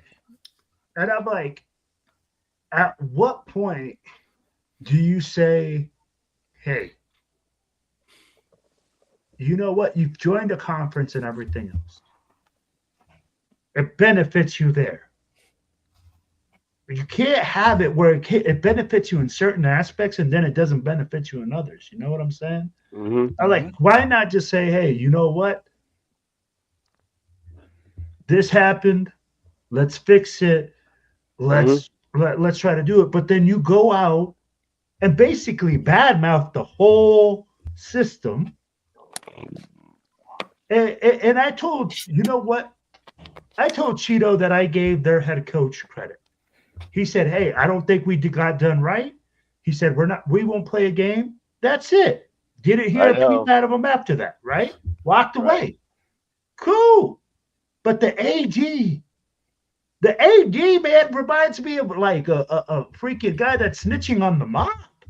I mean, like he's going and singing to everybody. Oh, God, we got done so wrongly here and there. I don't even want to talk about our AD.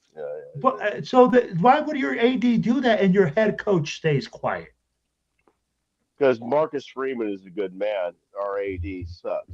I mean, he's a power grabber or something. I don't know what his fucking problem is. That's what ADs do. I don't want to get into his head because I probably wouldn't like it. But I know Marcus Freeman, our head coach, is a good man. I mean, he's going to be coaching in the NFL. You watch. No, they're saying he's one of the hottest names right now. Right. Hey, Jack Kenna, salute, man. Like, he's sending salute to Sacktown, JD, and host, plus a salute to the nation. What's up, Jack? We got Raider said, Big Luck is saying, what's going on, Jack? It's best that I think. Jack's another Notre Dame fan. He's a big time Notre Dame fan, too. So, and then he said, Pavia said, it's best I think you move to 16 teams and have 13 through 16 have a play-in game. I'm guessing that would be 12 through 16. We can't keep expanding. We can't keep expanding the playoff system. But if for some reason they did away with conference championship games, now how does that play out? How do you establish? Because that's really, in all honesty, that you're going to extend the playoffs by one more game, correct? How do you do that? How does it? I mean, it just, yeah. Because the SEC is going to have 5 teams at any given time that are going to be playoff eligible. The Big Ten is going to have 3 to 4. The Big 12. The ACC.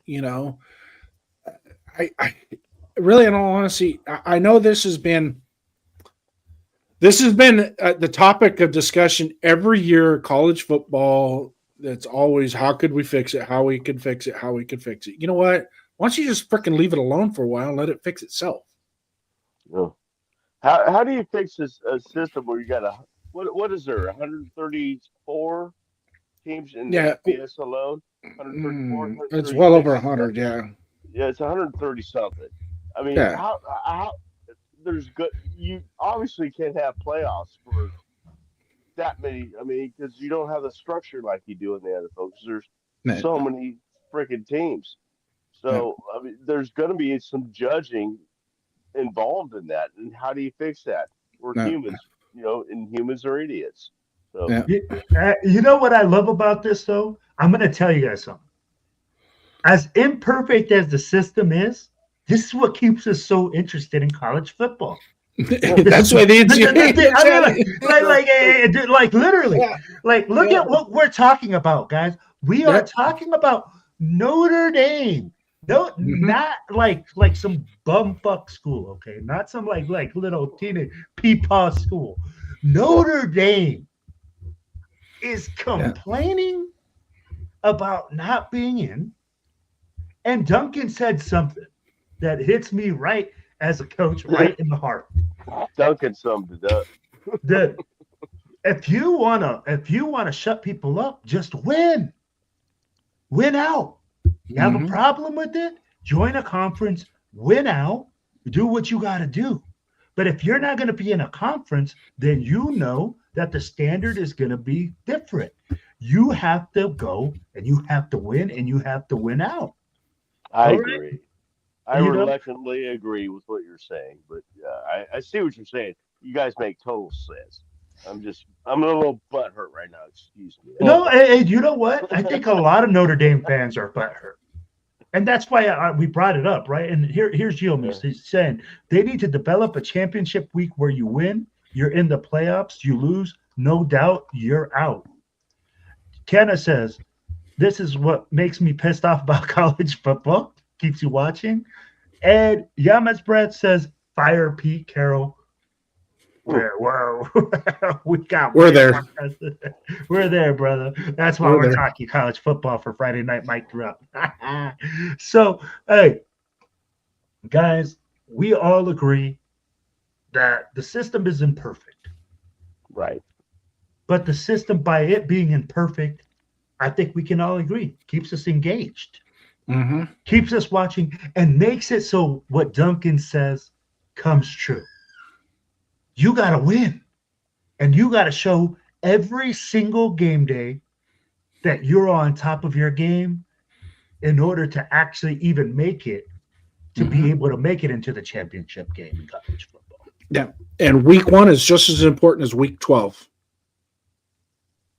Right. And you can't sleep on any team. You can't go and say, hey, this team, we're just going to roll over. Because at the end of the day, that team is the team that's going to beat your ass. And that's going to put you in a position like Notre Dame is now. But guys, yeah, but also too, let's cut the bullshit out of this. Alabama squaring up against these teams throughout the year, sprinkling in these basically their practice games. You know, why not stick to the most credible games? Play the teams that you need to play to show everybody that you deserve that spot. You know what? I would love to see a team fill up with the whole top teams when they think that they're that badass to play every single top team in the nation. But I just don't ever see that happening. But guys, let's move on from this. Let me ask you guys a question here. Are Geno Smith's days numbered as the quarterback for the Raiders? Oh, hold on. Depends. Let me start with Duncan. It depends. Is Pete Carroll still here? Then Geno's still here. If Pete Carroll's gone, most likely Geno's gone. Okay. Hey, it's that simple for Duncan. If Pete is here, then Geno will be back another year. If he's not, then you see them both packing it. Jason. I 95% agree with Duncan. The 5% of me seems to think that even if Pete Carroll gets fired, there's an outside possibility that we retain Geno Smith to preserve some type of stopgap. But man, after you saw this, what happened this year, do you really? I don't think he is a stopgap. I think he's gonna cause more harm than good. You know, if we draft another quarterback, if we draft a quarterback to come in and learn, Geno is not going to teach anybody how to play a quarterback. Let's get that right out front and center now. So if anybody seems to think, oh well, I want to keep Geno, you know, JT the Brick, if you're listening, if you want to keep Geno to bring in a young quarterback and nurture, that ain't going to happen. Geno is not built like that. Geno doesn't want that. And the last thing Geno will ever do is teach somebody how to take his job. So, and then bringing in a previous Raiders quarterback that's out there right now, still under contract with the Saints, but we could probably get him on a cheap, you know, maybe a 4th or 5th round pick or whatever. You know, I don't like that. And bringing him in, what would Derek Carr do as a quarterback's coach or an offensive? I don't think he could. He probably has some nuggets that he could provide a young quarterback, but most of your coaches are from a coaching perspective and not from a quarterback perspective when they're teaching these guys. So there's a lot of things that they're looking for that a former all-pro quarterback ain't gonna see, you know, and that quote unquote former all-pro quarterback that wants to be a quarterback coach is probably going to try and do it his way and not kind of format the coaching style to make that player better. Gotcha. Mike. As far as Geno coming back, I agree with a lot of what both of you guys said. As far as if Pete ain't here, Geno's not going to be here. And Jason, you said also you added to that, and that well, who else or whatever. But I think it's going to depend a lot. I'd rather see Geno gone. I think he's going to be gone unless Pete Carroll is still our coach. Then I really highly doubt he's going to be gone. I'd rather see him gone. Pickett or put Aiden O'Connell in, because the big reason they wasn't playing Aiden O'Connell after the injury is that he's not mobile. Neither was Geno. And Pickett is more mobile, but I think those two options are better than Geno, either one of them. So I don't want him back at all. But will he be back? Yeah, Pete's back. Yeah, he'll be back. Man, is Geno Smith done? That's the biggest question. I'll tell you like this. One thing that you guys did tell me right now that I did get enamored with is bringing in a young rookie quarterback and having a veteran guy out there taking the licks for him to not take the licks. Let's be honest. I mean, like, we need a guy that's going to go out there and conduct business while a young man sits behind on the bench. I like that. Now, Geno Smith, I just don't see it, man. I don't see him staying.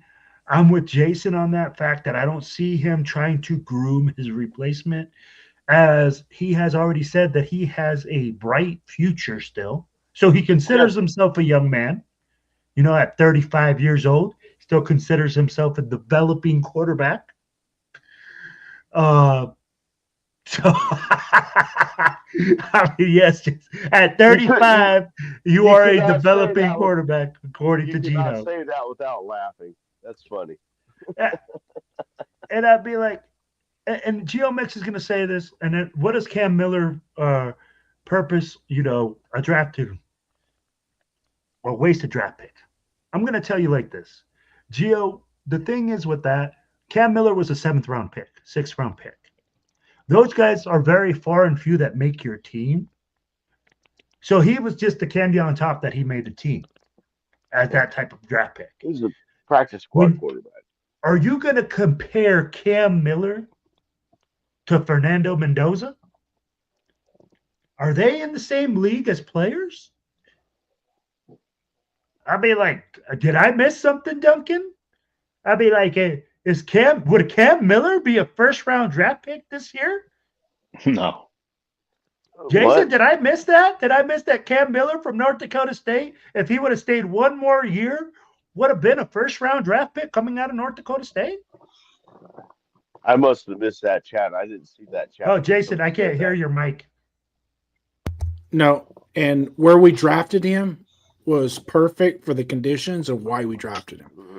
Because it was when you get into the 5th, 6th, and 7th rounds, you can take a swing at somebody. I mean, just take a swing at him. You don't know what you got. You bring him in, see what you got.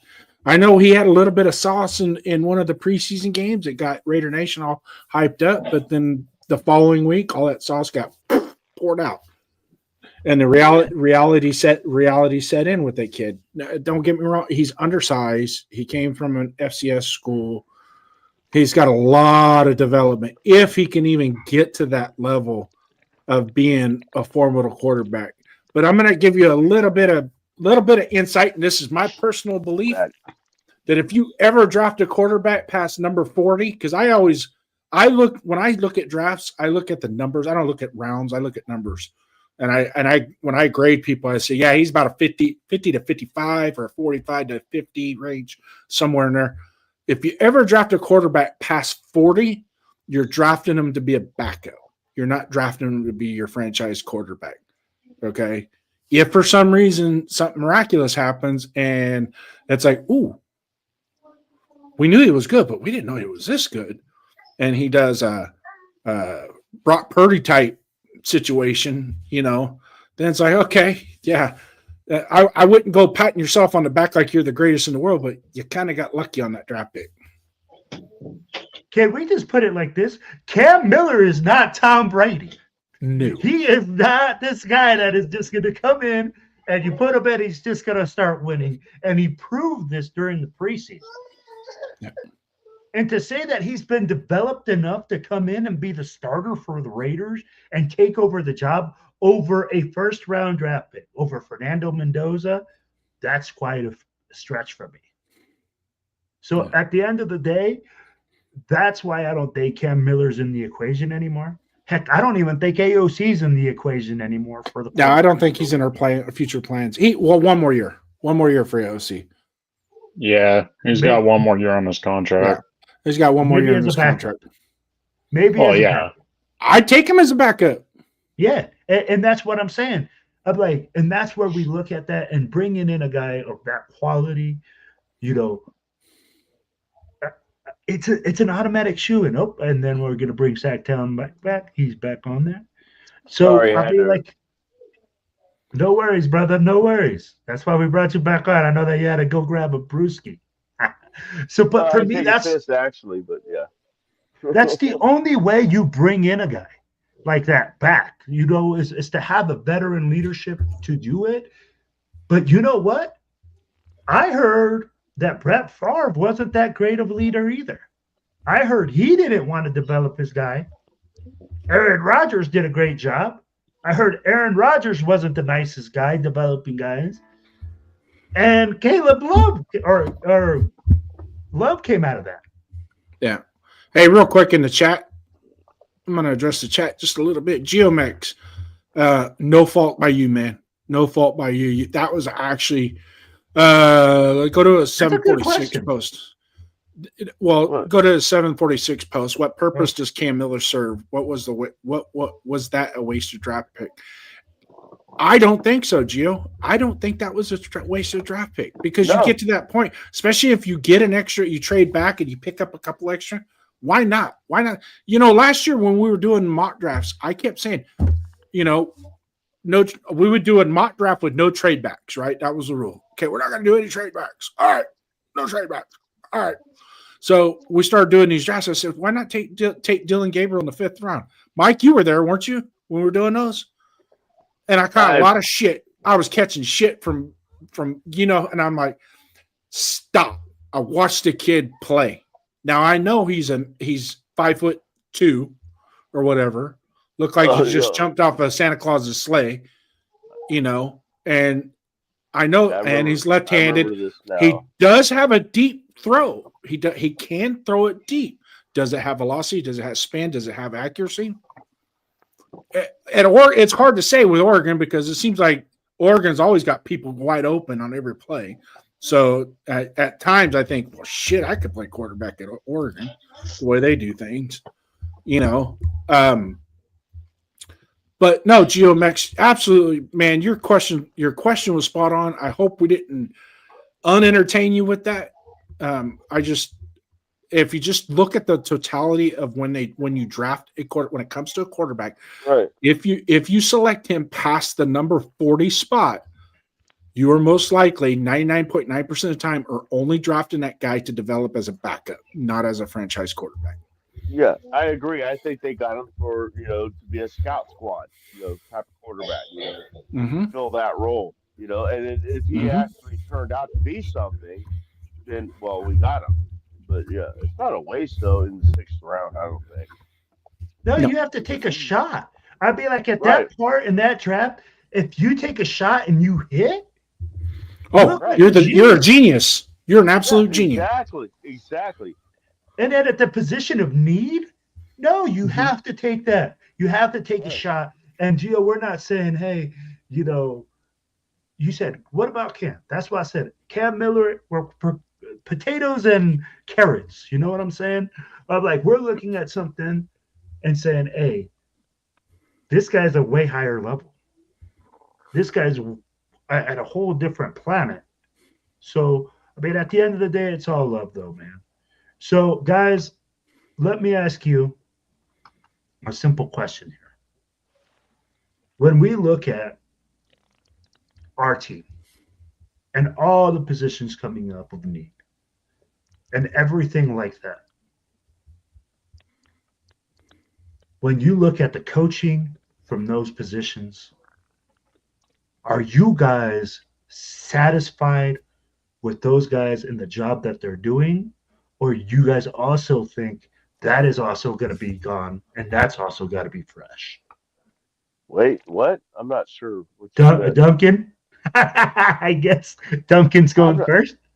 I'm not sure what you meant by that question. So basically, do we need to replace coaches as well? Oh, okay. And start fresh there, or gotcha. Yep. So go ahead. I mean, personally, I'd like to see a change at coaching. I mean, the biggest thing about Pete Carroll when we first signed him was his age. And it's like, he's not going to be here longer than 3 years. So we get a young quarterback, fight through a couple tough seasons with Pete Carroll, and the quarterback gets groomed by who? I think we need a whole regime change. Bring in a hot young offensive coordinator, somebody that's going to build up our quarterback, build up an offensive system, get that O-line looking better. So that way our quarterback, whether it's a rookie next season, or a stopgap quarterback with a rookie sitting behind him, like, just get something where we got an offense that can start churning and just start controlling that game. And if you want to go a defensive head coach, I mean, I really like that Rams defensive coordinator. He's really good. Combine a smart quarterback like Mendoza with a defensive coordinator, and you just start controlling the game. I mean, that'd be pretty awesome. I mean, we're going to need coaches because our online coach, he's not him. Rams, okay, defensive coordinator, but it really seems like the games where we have a chance, our defense don't show up. And no, absolutely. We struggle to score points. That needs to be fixed. And top to bottom, we just keep making dumb mental mistakes across the board on all three phases of the game. Like, that's coaching. Our guys are not with you more, man. Our guys aren't ready to play. They just don't show up. One game we'll have the defense look like they're great, and then special teams and offense don't do anything. Next game, the offense looks like, oh, we might got something today. And then special teams gives up 70 yards on the opening kickoff. Like, our players are constantly not showing up, and that's a coaching issue. Jason? Can't hear you, Mike. Sorry, I had the mute button on. Look, technical error, you know. That's what happens when you give me a microphone. I don't know how to use it. Let's face it, we're going to have to clean house, and that includes Patrick Graham. Because Patrick Graham has been here for 4 years, and what has he done? Now, if for some reason our defense was performing like Houston's defense, or somebody like a team like that you still have an elite defense, even though you're not winning games, your offense is an abortion. You can't get out of it, you know. So that being said, you got to clean house, clear across the board. The only person that I would bring back if you're going to run a true West Coast offense and I would leave it up to the head coach and offensive coordinator, is bring back Greg Olsen as a quarterback's coach, because I think he could refine a quarterback. He's done pretty good with it.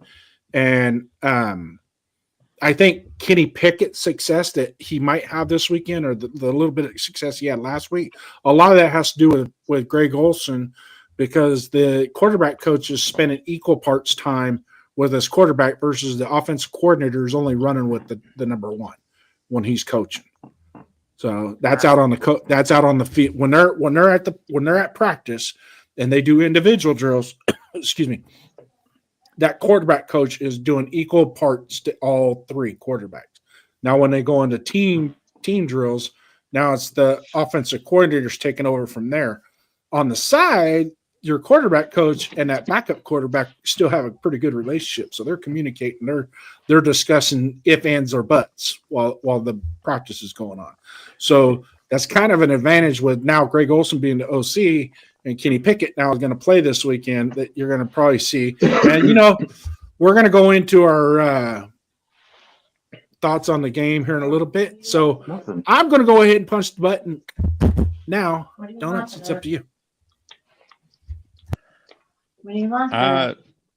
Something on the show. On Geno Smith or on the Eagles game? Because Wait. Geno We got Smith Mike. popped We got Mike. We got Mike. We got to ask Mike. Mike, are we cleaning house? What are we doing? I hate to say it, man, but I'm getting old.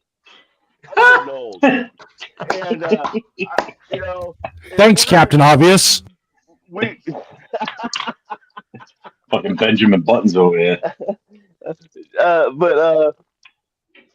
if we're gonna do it, we need to rebuild. If we're gonna do it, I say the sooner the better. Yes, rebuild. I say a total rebuild. I mean, there's going to be some casualties that I'm not happy with, like Rob Leonard. I'm not going to be happy. That's going to be a casualty. But, I mean, we need a rebuild. We need to get starting going before, I want to see us start winning again in my lifetime. And so, yes, I'm all for we have a fan from another team, Odilla G or something like that. I'm sorry if I'm saying your name wrong, but you brought up a point about hope you don't take Kubiak from us. I don't think Kubiak, with his dad's history with the Davis family, is coming to the Raiders. But we'll take him if we can. I'll definitely take Kubiak, Clint Kubiak. Yeah. Oh, man. So, Jeff, we're talking about, we have to clean house. If we draft the number one quarterback, do we clean house? Yes? Oh, God, yeah. Yeah, I don't want I know Mike said about, Leonard and everything, but the only way you're going to get anything accomplished is a complete regime change. Everybody. Right down to fucking Deuce Gruden. Gone. Everybody. I don't want anybody left. I don't want anybody left that Pete Carroll and this regime had their hands on, whether they were here before or not. See you later. Bye-bye. Spytech's the only one that should be able to stay. And I'm with you guys. Leave it up to him to pick the coach. Mark Davis, I said this the other day, go sit in the dock room like Aaron Rodgers did for at least 3 or 4 weeks so Spytech can be unaltered, unabridged to just pick who he wants. Just do it, And if Tom Brady's involved, Tom Brady's involved. Whatever. It is what it is.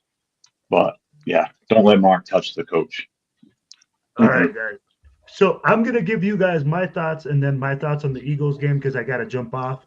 Jeff is back on the ship and he's back. El Capitan is back to take it over. And I'm thankful. Oh, no, I can't. I'm not from my phone. I'm not on my laptop. I'm only on my phone. So when you go, we're done. So sorry. Yeah.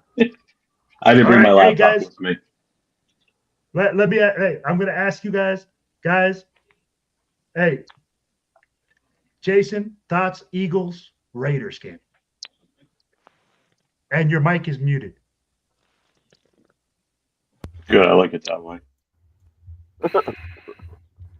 Jason? F you, Jeff. Yeah, I got one. Anyways, my thoughts on the Eagles-Raiders game. Well, we're at a position now, Raider Nation, that it's not about the wins and losses. I think now losses are actually more important than a win. As much as I'm not a tankathon guy, I don't believe in tanking.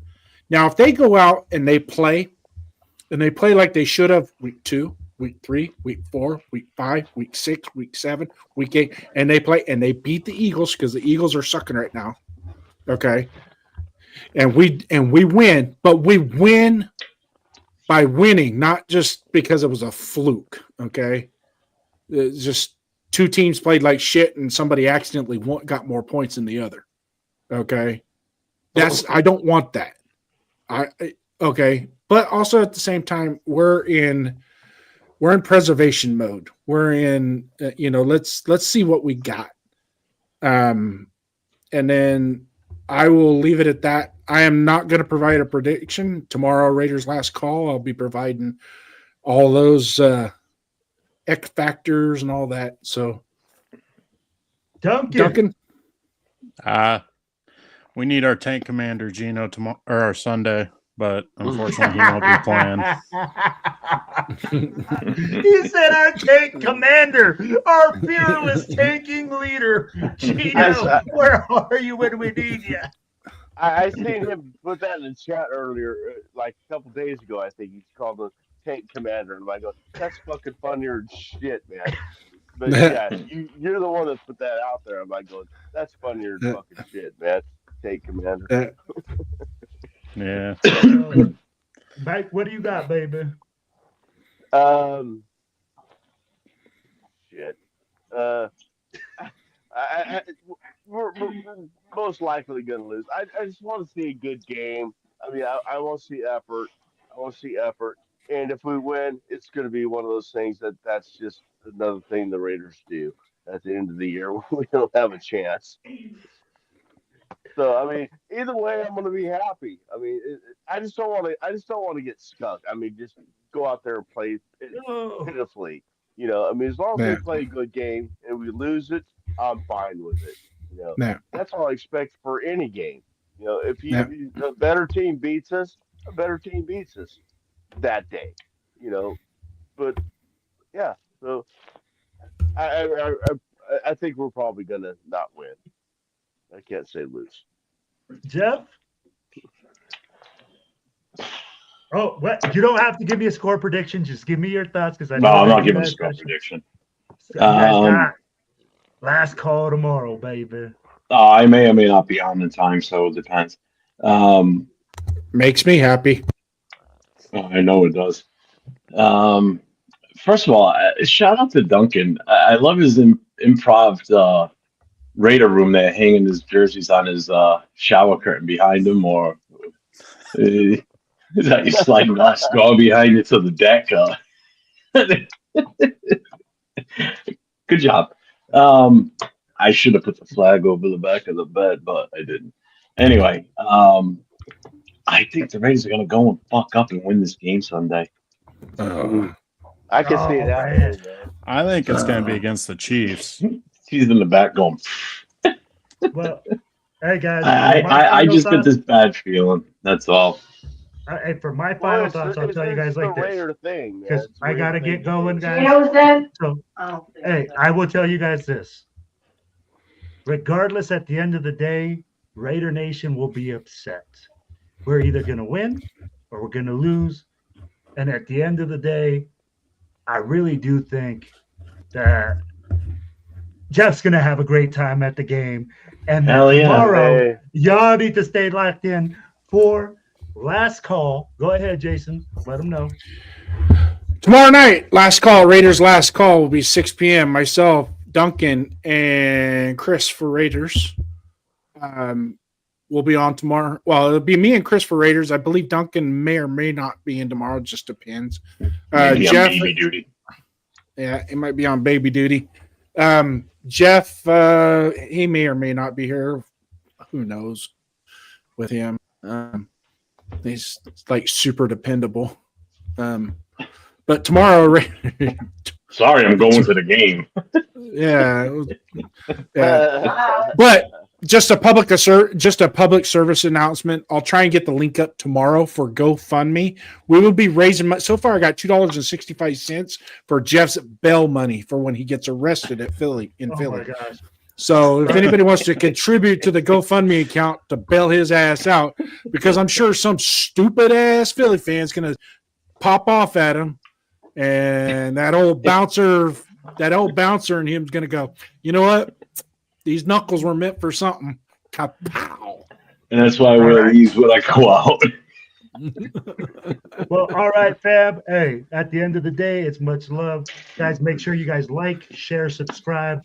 It's your boy 401 Raider Jeff, Silver and Black Radio Podcast. We got Jay Downs. We got Dunkin' Donuts. We got our boy Sacktown Mike and Jay Downs. We good? Oh, we're good. We're good. All right, live from Philadelphia. I'm signing off. Jason, Sign it off. okay, stay in the Hit the studio button, Will. afterwards. We'll stay in the Push studio. the button. Yeah. Raider Nation. It's Friday night. You know what time it is. 401 Raider, Jeff on the mic. Let it drop. Yeah.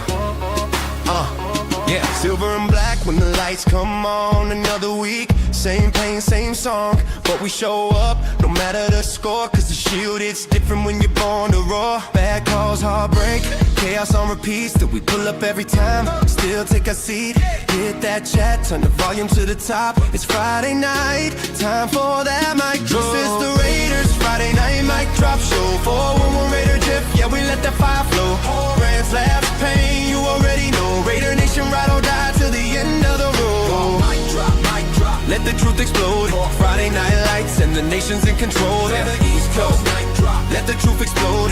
Friday night lights and the nation's in control. From the East Coast nights to the Vegas Strip, we vent, we rage, we joke, we trip. From blown leads, flags and coaching mess to the fans who still scream RN with no stress. Leftovers cold, now the takes stay hot. Raider Nation therapy, this the spot. Every Friday night we clean the slate and drag this team like we're tired of the weight. Yeah, silver storm in the sky, hear the nation's battle cry. Not a win, but we still unite, cause pain brings family every Friday night. This is the Raiders Friday night mic drop show. With 401 Raider Jeff, yeah, we let that fire flow. Oh, comedy, chaos, that's how we go. When the team tests every ounce of hope. Mic drop, let the truth explode. Friday night lights and the nation's in control. Mic drop, let the truth explode. Friday night lights with the nation in control.